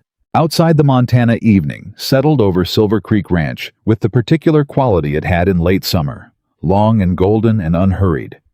The kind of evening that makes a person feel like the world is not in fact rushing toward anything terrible, that there is time, that there is more than enough time for what is becoming to become what it is. Inside, two people, who had both spent a long time surviving without what they actually needed, sat at a kitchen table with their hands together and the ash of a $1,200 bribe between them, and neither of them said anything else for a while. Because neither of them needed to. The ash from Harcourt's letter sat on the kitchen table until morning. Neither of them moved it that night. It was not a conscious decision. It was simply that neither of them needed to, and that in itself meant something. Two people who had spent their lives keeping things orderly and managed and under control were sitting in the same kitchen, letting ash sit on a table because the moment was more important than the tidiness, and they both knew it. Samuel made supper that night. He did it without announcement, just went to the kitchen after a while and started working, and Margaret sat at the table and watched him and did not offer to help because she understood that this was him doing something with his hands, because the things in his chest were too large to sit still with. He cooked the way he did most things. Competent, quiet, focused. He put the food on the table. He sat across from her. They ate, and halfway through the meal, without preamble or build-up, Samuel said, "I want to tell you about my mother." Margaret set down her fork. He didn't look at her while he talked. He looked at the table, at his plate, at the middle distance that people look at when they're retrieving something they don't retrieve often. He said his mother's name was Catherine. He said she had come from Virginia, which was somewhere so different from Montana Territory that she might as well have come from another country. He said she had been gentle in the way that people are gentle when the world has been kind to them, and that Montana had not been kind to her. The winters, the isolation, the unrelenting physical demand of frontier life had worn at her in ways that everyone could see and nobody talked about. He said she had loved his father completely and without reservation. The way some people love all the way, nothing held back. No part of herself she hadn't committed. And he said that when she got sick, a winter illness that turned into something the doctor in the nearest town couldn't name or fix, she had died in the span of 3 weeks, and his father had sat down in the chair by the window on the day she was buried and had not, in any meaningful sense, gotten up again. He was alive, Samuel said. He ate, he talked sometimes. He went through the motions, but the thing that made him him was gone. He paused. I watched that for 2 years, a man walking around in his own life like a ghost, and I decided that was love. That's what love did. It took everything that held you together and gave it to someone else to carry, and when they were gone, there was nothing left. Margaret was quiet. You were 12, she said. 12 when she died. 15 when we lost the land. He picked up his fork, put it down again. I spent the next 20 years making sure I would never be that man, that nothing and nobody would ever be that necessary to me. And then I showed up, Margaret said. He looked at her for the first time since he'd started talking. Something on his face that was almost a smile, and almost something sadder than a smile. And then you showed up, he said. And you didn't ask to be necessary. You just became it, without permission, without warning. He shook his head slightly. I kept waiting for it to feel dangerous, the way it always looked from the outside, that kind of dependence. I kept waiting to feel like I was losing something. And, she said, it doesn't feel like losing, he said. It feels like the opposite. Margaret looked at this man who had just handed her the most carefully guarded thing he owned. Not his land, not his ranch, not his documented water rights, but the story underneath all of it. The reason for the walls, the wound that had been running everything from the inside for 20 years. She said your father loved your mother the way a person drowns. All at once, no shore in sight, no plan for what to do if the water got too deep. She folded her hands on the table. That is one kind of love, and it is a real kind. But it's not the only kind. Samuel looked at her. What I think we have, she said carefully, is the other kind. The kind where two people stand on the same ground, where one person's weight doesn't rest entirely on the other, where if something terrible happened, she paused, chose her words. You would grieve me, and I would grieve you. But neither of us would stop, because we're not holding each other up, we're standing beside each other. The kitchen was very still. Samuel looked at her for a long moment. Then he said quietly, "When did you get so wise?" 34 years of being overlooked, she said. It gives you time to think. He made the almost laugh sound that she had learned over weeks was one of the most honest things about him, the laugh that came out when something hit him as true before he had time to decide whether to show it. They finished supper. They did not move the ash from the table. Sheriff Briggs came to Silver Creek on Monday morning. He came alone, which meant it was not an official visit with paperwork and formality. It was the kind of visit that lawmen in frontier towns made when they had something to say, that they preferred to say informally, without witnesses, and without a record. Samuel met him in the yard. Margaret stayed on the porch, close enough to hear, far enough to give the men their space, which was a calibration she had gotten precise about over the past weeks. Briggs dismounted and shook Samuel's hand and turned his hat in his hands in the same way Pete Garza did, which Margaret had come to recognize as the gesture frontiermen used when they were about to say something important they weren't sure how to say. "I've been doing some looking into the fence work," Briggs said. "The tampering on your northern section." "And," Samuel said, "I found the man who did it." Samuel was still. "Who?" "A drifter named Cal Pepper. He came through here about 6 weeks ago, picked up some day work at Harcourt's spread. He was let go 3 weeks ago. Harcourt's foreman says he was unreliable, but the timing lines up with the northern fence work." Briggs paused. "Pepper's in the county jail in Three Forks right now.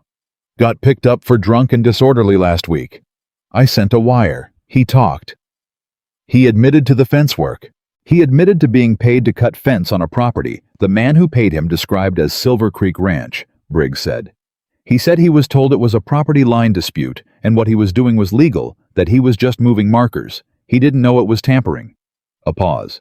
"He's not smart, but he's not malicious either. He's just a man who took money without asking the right questions."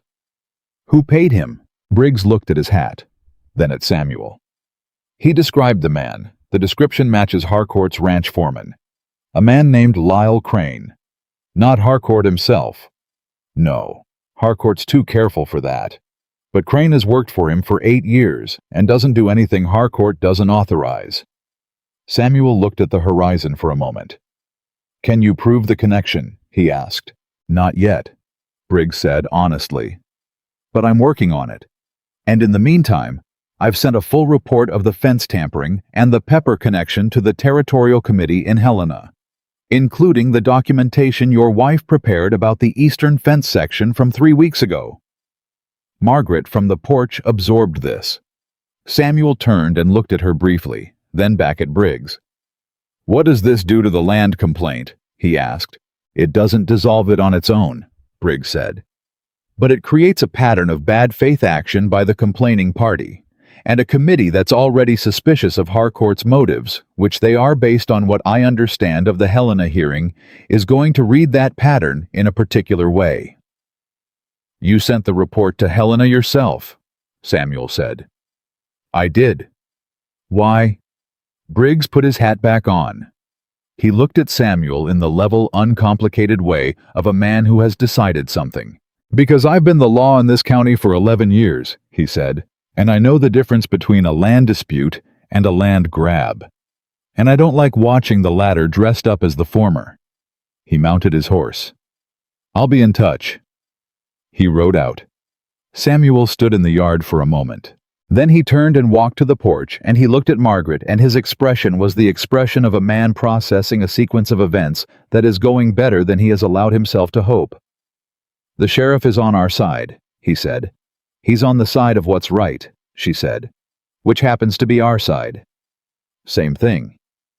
"Not always," she said. "We're lucky it is right now." He came up the porch steps and stood beside her, and they looked out at the ranch together at the yard, The barns, the fence line visible in the middle distance, the particular sprawl of a working property that belonged to both of them, now in a way that neither of them had expected when this started. "We're going to win this," Samuel said. Not a question, not quite a declaration. Something between them, a person thinking out loud to another person who is close enough to receive it. "Yes," she said. "We are."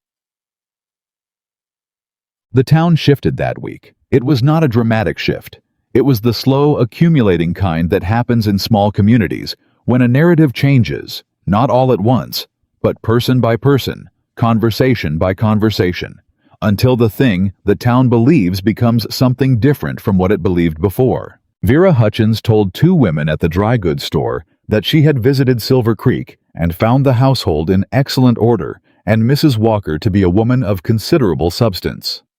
She said it with the authority of someone converting information she had originally intended to use differently, and the two women she told repeated it to four others. And by the end of the week, the version of Margaret Ellis that Harlan Creek had been carrying the old maid who had married a desperate man for shelter had begun to acquire competing details. People started talking about the records she'd organized, about the fence tampering she'd found, about the fact that she had turned down whatever Harcourt had sent through his lawyer Harold Pruitt, had heard about the envelope and mentioned it to exactly two people, which in Harlan Creek meant everyone knew within days. No one knew what the offer had been, but everyone knew she had refused it. And in a frontier town, where land and money were the two most honest measures of a person's choices, refusing a good offer to stay somewhere you could have left said something that no amount of social opinion could compete with. Clara Heston came out to the ranch again on Wednesday. She came with pie again, but this time she didn't have an agenda underneath it. She just came and she sat in the kitchen and she looked at Margaret with the eyes of a woman who has known someone for a long time and is currently seeing them more clearly than she ever has. "You're happy," Clara said. It wasn't a question this time. Margaret looked at her. "I'm something," she said. "That something looks a lot like happy." Margaret turned her coffee cup in her hands, a gesture she realized picked up from Samuel, whose habit of turning things was contagious. "I didn't know what to expect," she said. "When all of this started, I thought the best possible outcome was a civil arrangement. Two people who respected each other and stayed out of each other's way." "And instead," Clara prompted. "Instead, I have a man who listens to me," Margaret said. "Not just hears me, listens. Who changes his mind when I give him good reason to. Who told a government committee that he couldn't imagine his life without me and meant it as the truth, not as a performance." She paused. "And who made me supper the night I burned a man's bribe letter because he didn't know what else to do with the feeling?" Clara was quiet for a moment. "Maggie," she said gently. "Are you in love with him?" The word sat in the kitchen between them.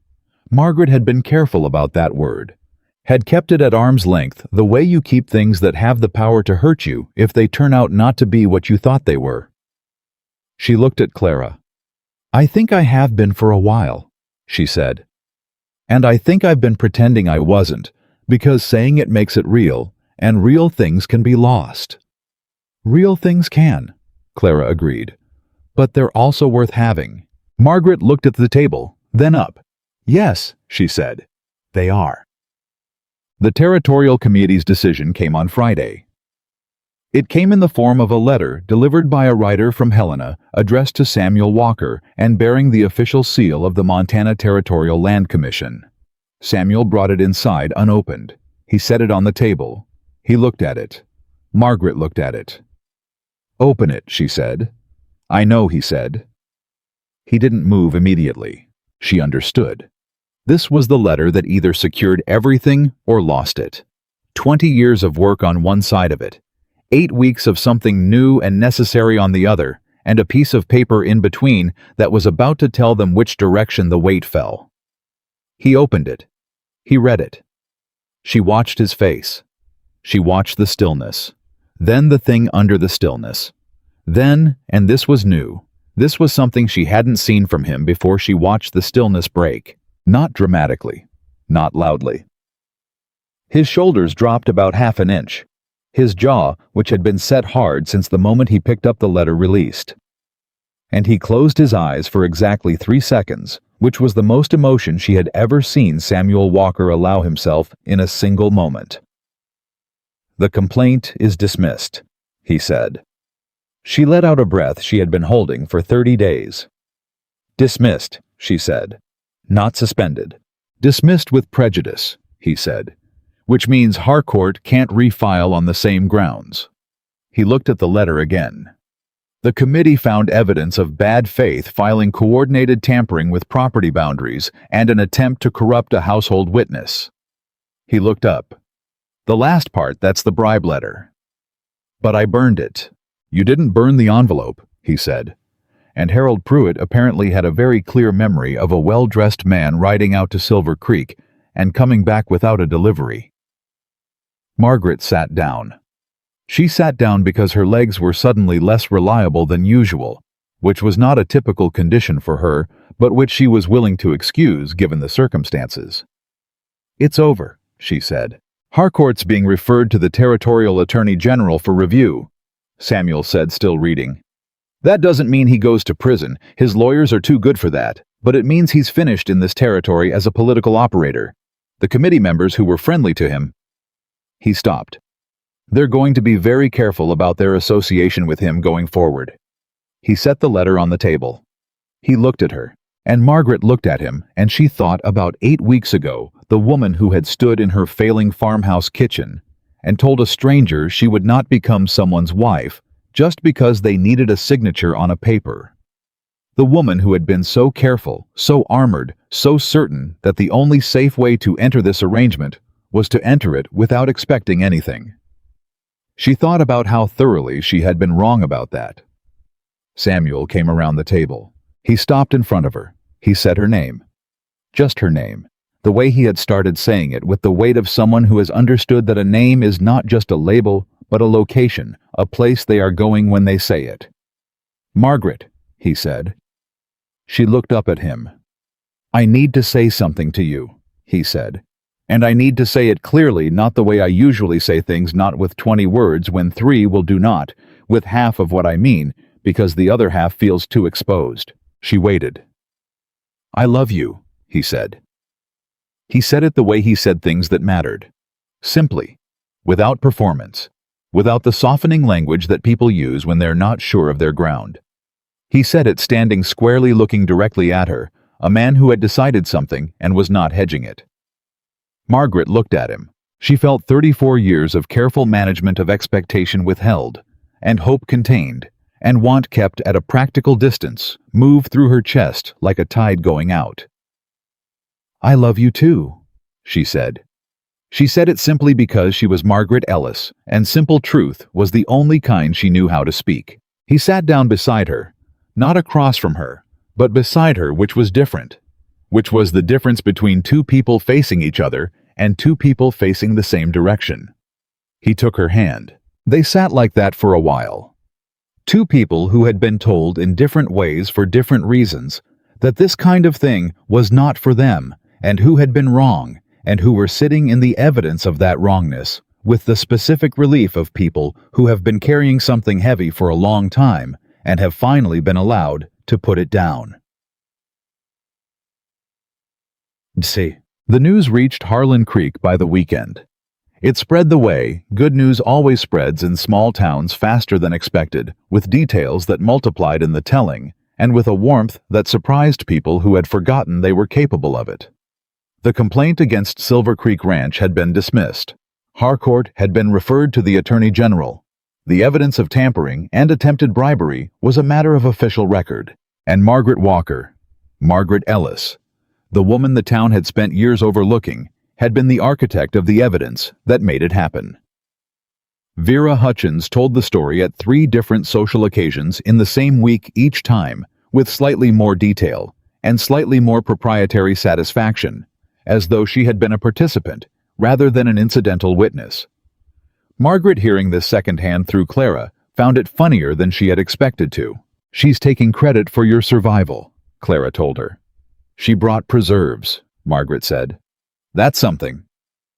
Pete Garza, who had watched the whole arc of this from the first day and had told Roy Slade at the beginning that Margaret Walker was going to change things, did not say "I told you so" to anyone. He didn't need to. The satisfaction was sufficient without the words. He came to Margaret on the Saturday after the committee decision. He came with his hat in his hands again. "Mrs. Walker," he said. "Pete," she said, "you don't have to keep doing that." "What?" "The hat." She nodded at it. "You only do that when you're about to say something you consider important.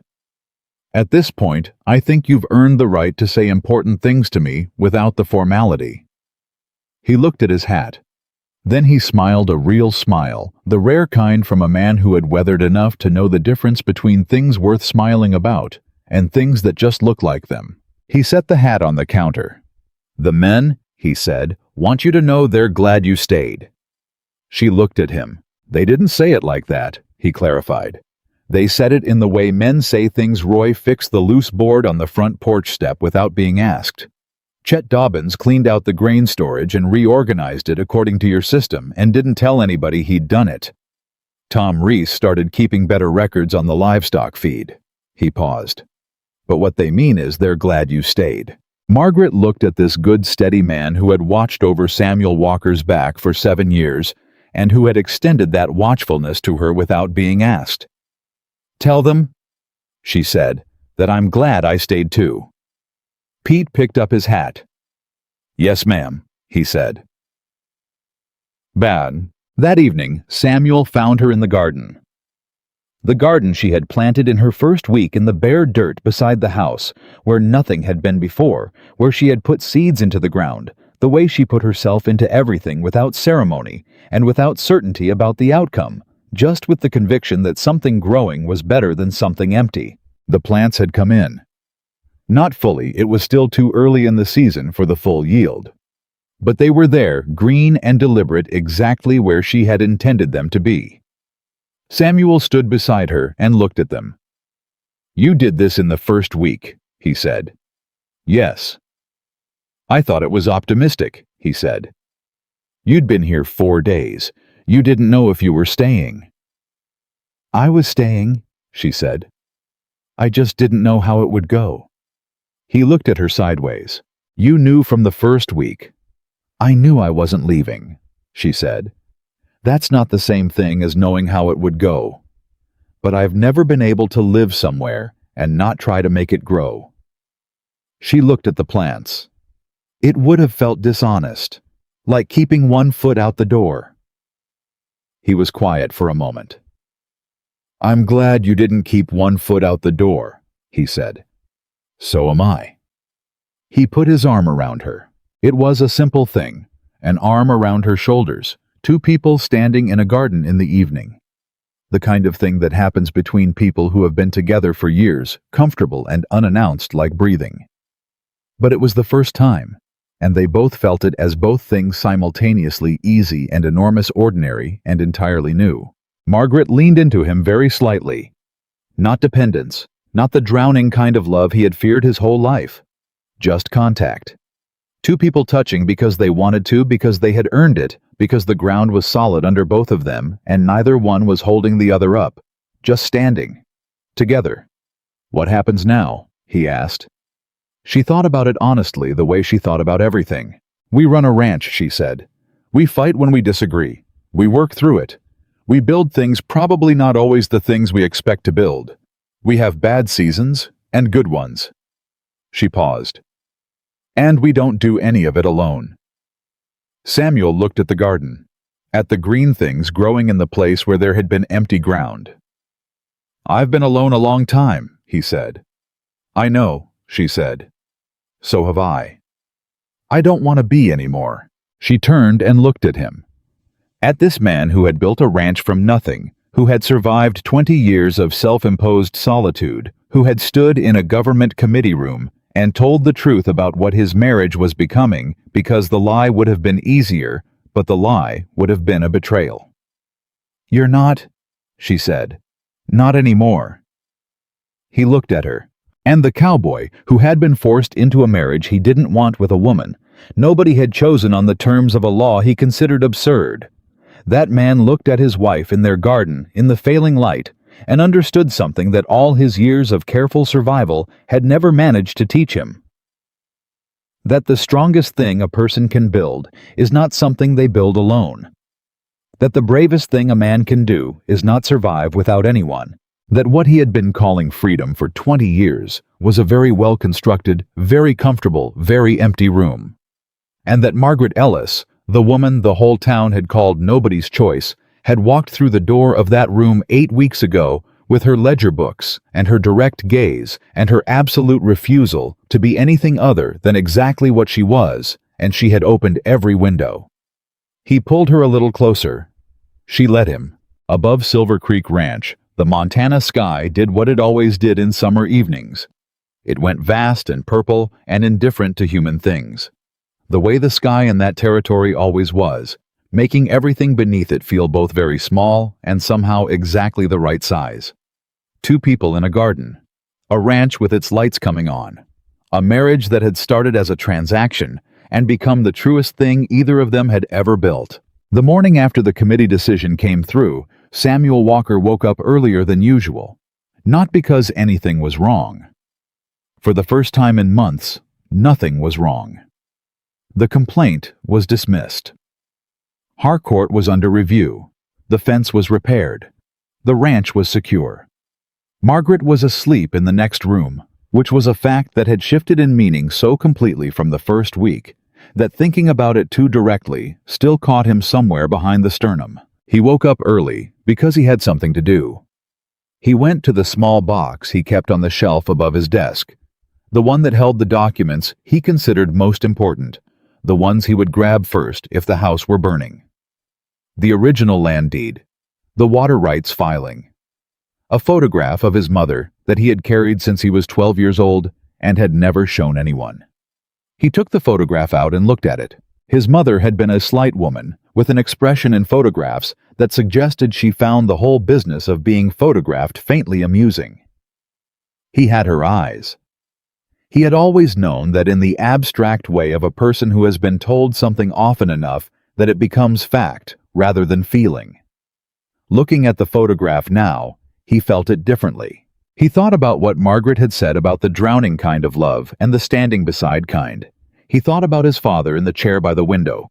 He thought about 20 years of building walls and calling them independence. He put the photograph back. He went to make coffee. Margaret came out 20 minutes later, which was later than her usual time, and he understood from this that she had slept deeply the sleep of a person who has been carrying a weight that has finally been set down. She came into the kitchen and looked at him with the unhurried morning face she had, that was different from every other face she wore, less managed, more present, the face of a woman who was not yet performing anything for anyone. He liked that face best. "You're up early?" she said. "Couldn't sleep." "Good reason or bad reason?" "Good," he said. "Only good reasons." She poured her coffee and sat across from him, and they were quiet together in the morning, the way they had learned to be quiet together comfortably, without the pressure to fill the space. Then Samuel said, "I want to do something." She looked at him. "I want to have a real wedding," he said. She went still. He looked at her steadily. "Not because the legal one wasn't valid. Not because we need to prove something to the town. Because you deserve to have had a wedding that wasn't a transaction.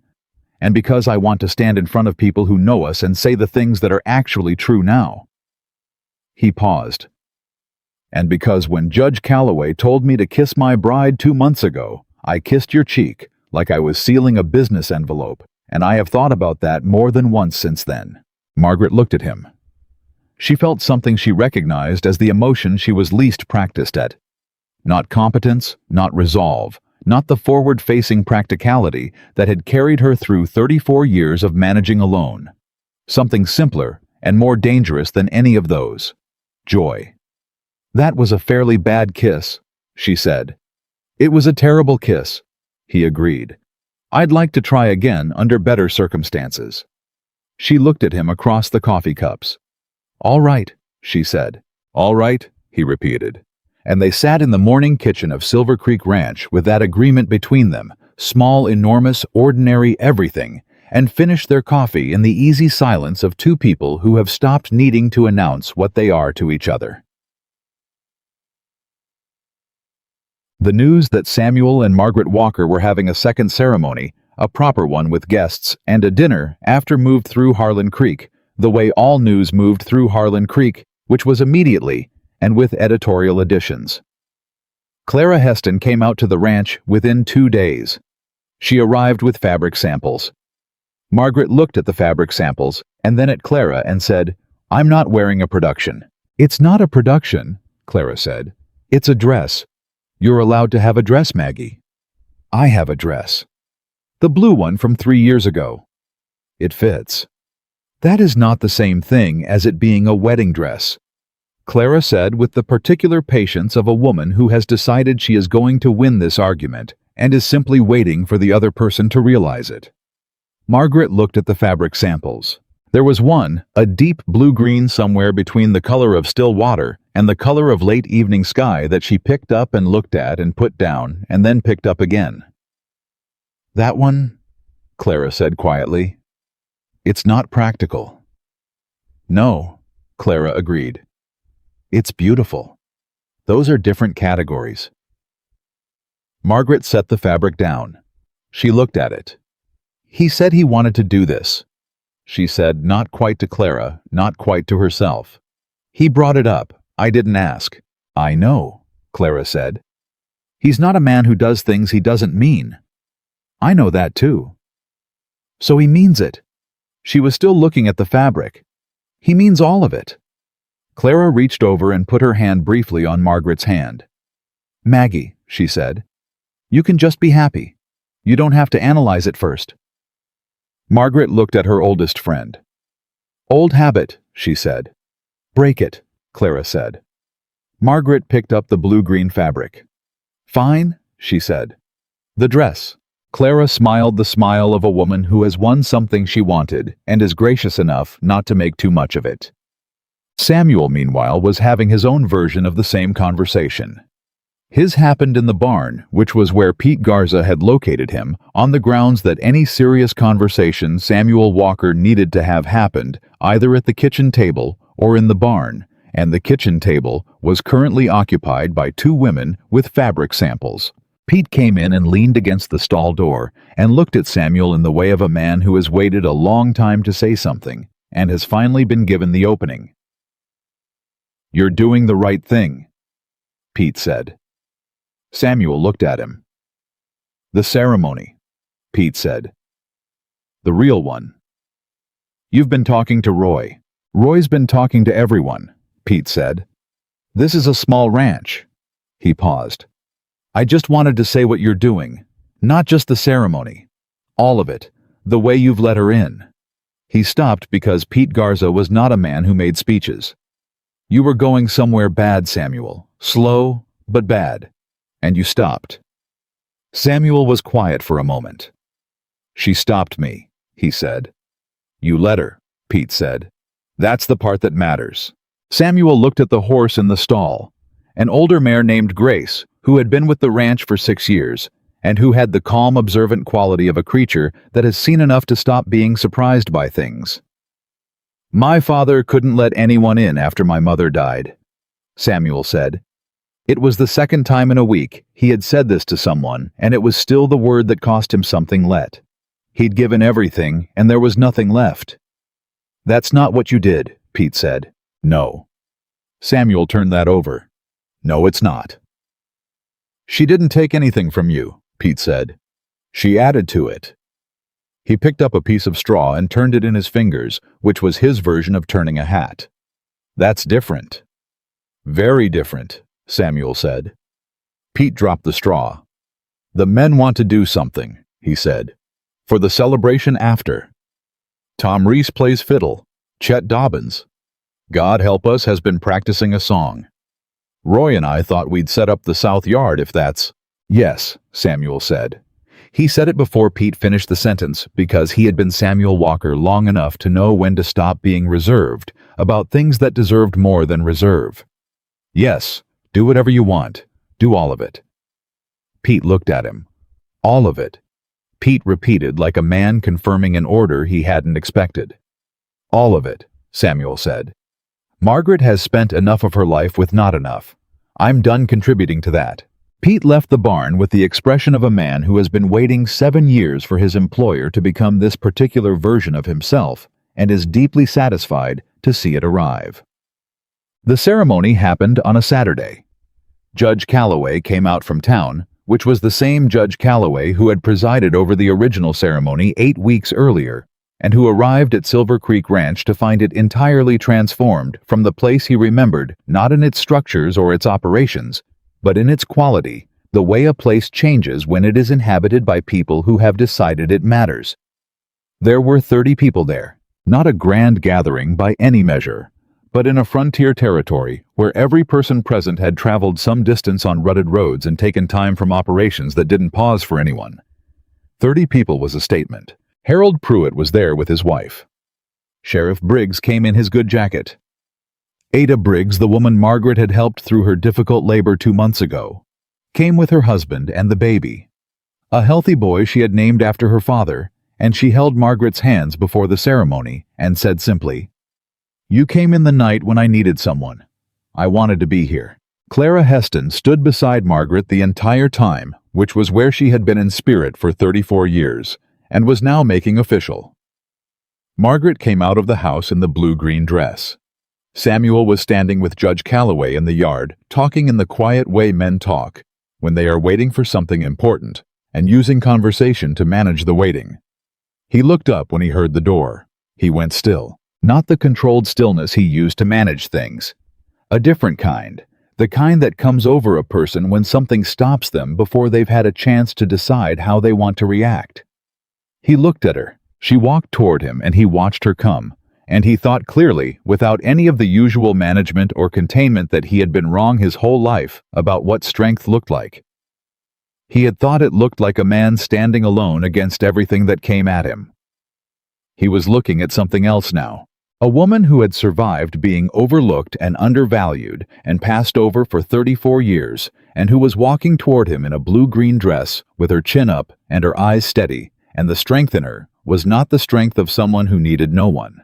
It was the strength of someone who had chosen clearly and on purpose to be here. She reached him. She looked at him. "You're staring," she said quietly. "I know," he said. He didn't stop. She felt the warmth that she had decided on Clara's advice to simply allow. "Ready?" she said. "I've been ready for a while," he said. Judge Calloway cleared his throat. The second ceremony was nothing like the first. The first had been law. This was truth. When Calloway asked Samuel if he took this woman, Samuel said yes without hesitation and without the 10-second pause that had characterized the first ceremony and that Margaret had carried as a small wound since it happened. When Calloway asked Margaret, she looked at Samuel directly and said yes. The way she said everything clearly without decoration, with the full weight of someone who means what they say, because they have never learned to say things they don't mean. When Calloway told him he could kiss his bride, Samuel did not kiss her cheek. A few of the 30 people present made sounds that in other circumstances might have been embarrassing. But in this particular Saturday afternoon in a ranch yard in Montana Territory, simply sounded like 30 people being glad about something true.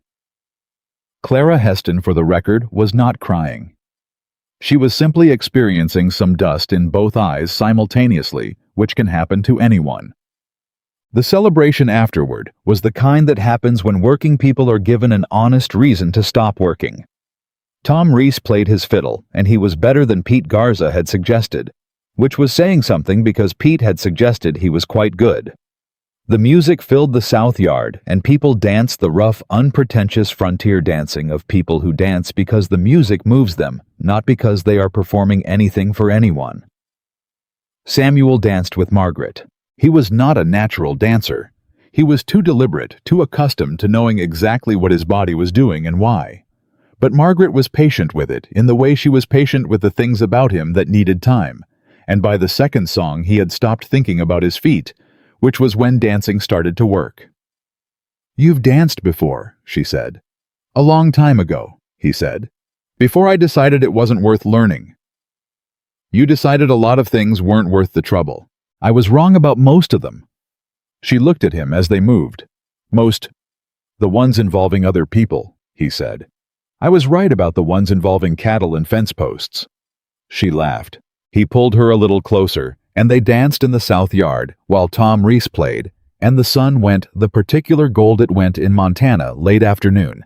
And for Samuel Walker, the man who had built everything alone, this was the moment, not the legal filing, not the committee decision, not even the second ceremony. This was the moment it became completely and irreversibly real to him. The moment he stopped being a man managing a situation and became a man living in his own life. Chet Dobbins sang his song. It was not a good song. It was earnest and slightly off-key, and the lyrics were the kind that a young man writes when he is trying very hard and has not quite gotten there yet. But he sang it, looking at Margaret with the specific contrition of a man atoning for something which everyone present understood. And when he finished, Margaret walked over and told him sincerely that she appreciated it, and Chet Dobbins went slightly red and found somewhere else to be, and Pete Garza, watching, decided he might turn into a decent hand yet. Harold Pruitt gave a toast. He kept it short, which everyone appreciated. He said, I suggested these two to each other. I'd like to take some credit for how this turned out. He raised his glass. To Samuel and Margaret Walker. May Silver Creek Ranch stand as long as they do. 30 people raised their glasses. Samuel and Margaret looked at each other across the raised cups, and the good noise of people celebrating something real, and the look between them was the kind that doesn't need translation. It was after everyone had gone, after the last horse had ridden out, and the south yard was quiet, and the fiddle music was a memory in the air, that the twist came. The one nobody had seen coming. Not Harcourt, not the law, not another letter or a stranger at the door. It came from a man named Arthur Reed, who arrived at Silver Creek Ranch 3 days after the ceremony on a horse that had clearly been ridden hard, carrying a leather satchel and a letter of introduction from a law firm in Helena. Samuel met him in the yard. Arthur Reed was 60, gray-haired, precise in his movements and his speech. He introduced himself as the representative of the Territorial Attorney General's office handling the Harcourt investigation. I've come to inform you, Reed said, that in the course of investigating Mr. Harcourt's land activities in this county, we have uncovered documentation relevant to properties other than your own. Samuel frowned. What kind of documentation? Mr. Harcourt, Reed said carefully, has been operating a scheme across 7 properties in this territory over the past 4 years. The mechanism has been consistent, using the Household Establishment Act to challenge land ownership manufacturing evidence of non-compliance and acquiring properties at reduced value when owners could not sustain the legal cost of defense. Samuel went very still. 7 properties, he said. Your ranch would have been the 8th. Reed opened the satchel. You are the only owner who successfully defended against the challenge. And the documentation compiled in your defense, the records your wife organized, the water rights timeline, the fence tampering evidence forwarded by Sheriff Briggs, that documentation has become the evidentiary foundation for the case against Harcourt across all 7 properties. Samuel stood in the yard and absorbed this. You're telling me, he said slowly, that what Margaret put together to save this ranch is what's being used to recover the other 7. Precisely, Reed said. The pattern is unmistakable once you have one complete record to compare against. Your wife's documentation was the first complete record we had. Samuel looked at Reed. Then he turned toward the house. Margaret, he called. She appeared at the door. He looked at her across the yard. This woman who had organized records for 2 days straight, because she believed in doing things correctly, who had walked a fence perimeter because she thought she should know what she was defending, who had burned a bribe letter and put the ash on the table and said without drama that she didn't burn it for the ranch. Come hear this, he said. She came. Reed told her. She listened with the same quality she brought to everything, completely without interruption, without performing a reaction before she'd finished processing. When Reed was done, she said, The 7 families, are they going to recover their properties? That is the intent of the Attorney General's action, Reed said. It will be a process. There are legal complexities. But the evidentiary foundation is solid, and the intent is full restitution. How long did Harcourt have those properties? Ranging from 8 months to 3 years. She was quiet for a moment. 3 years? She said. Some of those families have been displaced for 3 years. Yes, ma'am. She looked at Samuel. He looked at her. They had the specific conversation that people have when they know each other well enough to have it without words, the look that says I'm thinking what you're thinking, and the returning look that says I know, and the final look that says, then we agree. What do they need? Margaret asked Reed. The families. When they come back to their properties, what condition are those properties in? Reed paused. This was not the question he had expected. Variable, he said. Some have been maintained by Harcourt's operation. Others have been neglected. A few have had structures damaged or equipment removed. Margaret nodded. Tell me which ones are worst, she said. We'll start there. Reed looked at her, then at Samuel. Samuel said, Whatever she's asking you for, give it to her. Reed reached into his satchel. What happened over the following months was not a dramatic thing. It was a quiet thing, the kind of quiet thing that doesn't get recorded in territorial committee minutes or legal filings, but that gets remembered by the people it touches for the rest of their lives. Margaret identified the 3 families in the worst circumstances: a widow named Hannah Cole, whose husband had died during the displacement, a young couple named the Garfields, who had lost 2 years of farming and had a child born during it, and a man named Silas Drummond, who was 63 and had built his property over 30 years and had believed when Harcourt took it that he would never recover it. She wrote to all 3. She wrote the way she did everything directly, without sentimentality, with complete information and a clear offer. Silver Creek Ranch had resources and knowledge. When they came back to their land, if they needed labor supplies, equipment, or simply someone who understood frontier farming to help them assess what needed doing first, that help was available. All 3 wrote back.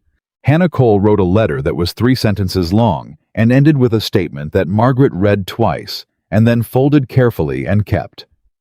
It said, I had stopped believing anyone would help just because it was right. You have given me back more than my land. Samuel read that letter when Margaret left it on the table. He read it twice, too. Then he went and found Margaret in the garden. The garden that had been empty ground when she arrived, that was now producing everything she had put into it. And he stood beside her and said, You knew what you were doing when you organized those records. I knew it would help us, she said. I didn't know it would help anyone else. But you made it as thorough as possible anyway. I always do, she said simply. It's just who I am. He looked at her. I know, he said. That's what I mean. She looked back at him. The morning was quiet around them, the kind of quiet that the Montana Territory did in late summer, vast and still, and full of the particular piece of land that is being used well by people who respect it. Samuel, she said. Are you happy? He thought about it. Not quickly. He was not a man who answered important questions quickly. He thought about it the way she deserved it, thought about with full attention, and the commitment to say the true thing, rather than the convenient one. I am, he said. In a way, I didn't know I was capable of. He paused. I thought I was satisfied before. I had everything I'd built. The land, the cattle, the operation. I thought that was enough. And now I know the difference between having things and having a life, he said. They're not the same. I thought they were for a long time. She turned and looked at him fully. I spent 34 years being the woman nobody chose, she said. I made peace with it, or I thought I did. I told myself I was content, that I preferred independence, that I didn't need what other women had. She shook her head slightly. I was lying to myself. I just didn't have a better option, so I called the situation a preference. And now, he said. Now I've been chosen, she said. by a stubborn, controlled, overly self-sufficient man who kissed my cheek at our first wedding and then had the grace to recognize that wasn't good enough. She looked at him steadily. And it turns out being chosen, really chosen by someone who sees what you actually are, is worth everything I convinced myself I didn't need. Samuel reached out and tucked a strand of hair back from her face.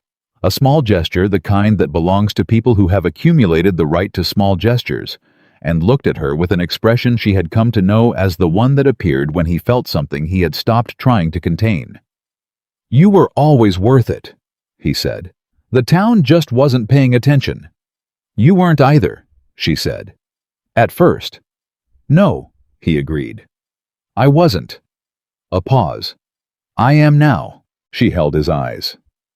"I know," she said. In the years that followed, Silver Creek Ranch became something that the Walker name became attached to in Montana territory, the way certain names attach to certain places, not through spectacle or politics, or the kind of deliberate legacy building that ambitious people attempt, but through the slower, more durable process of simply doing good things consistently in a place where people noticed. The three families Harcourt had displaced came back to their land. The Garfields built their farm back stronger than it had been. Silas Drummond ran his cattle for another 12 years before he retired to his son's property in Billings and left his land to a nephew who had grown up hearing the story of the man and woman from Silver Creek who had showed up in his uncle's worst year with lumber and livestock feed and a practical assessment of what needed doing first. Hannah Cole replanted her fields and hired 2 hands and sent Margaret a jar of preserves every Christmas for 11 years without exception. Silver Creek took on 2 new hands in the second year. In the third year, Samuel expanded the cattle operation. In the fourth year, Margaret formalized the accounting system she had built in her first weeks into something she began teaching to 3 neighboring ranches, whose owners had asked because word had spread that Walker Ranch kept the cleanest books in the county. Pete Garza stayed. Roy Slade stayed, and eventually became foreman when Pete's knees made the work too hard. Chet Dobbins, against all reasonable expectation, became a decent hand.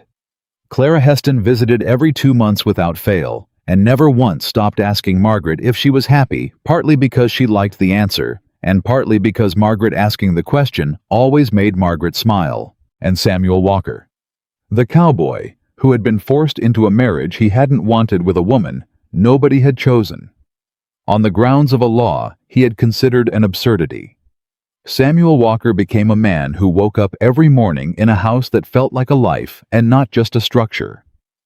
Beside a woman who had walked into his empty ranch with her ledger books and her direct gaze and her absolute refusal to be less than she was, and who had quietly, precisely, without drama or declaration, turned everything he had built into everything it was supposed to be. He told her once one evening, years into it, sitting on the front steps in the dark, the way they did in good weather, that he thought about the moment in Judge Calloway's office when Calloway had slid that paper across the desk. "I thought they were taking something from me," he said. Margaret was quiet beside him. "The law, the marriage requirement, the 30 days. He shook his head. "I thought it was the beginning of losing everything." "Was it?" she said. He looked at her. "It was the beginning of finding it," he said. She leaned against him and he put his arm around her and they sat on the front steps of Silver Creek Ranch in the Montana dark, while the land they had built together stretched out in every direction, solid and real, and full of the particular weight of things that have been earned by 2 people who stopped pretending they didn't need each other. The woman the whole town had called nobody's choice. The man who had spent 20 years choosing no one. 2 people who had been forced by law and circumstance and the particular stubbornness of 2 honest hearts into the exact place they were always supposed to be. And the cowboy, who thought he had lost everything when they forced him to marry, found instead the only thing that made everything else worth having. He found her. And she was from the first day to the last entirely and completely worth the finding.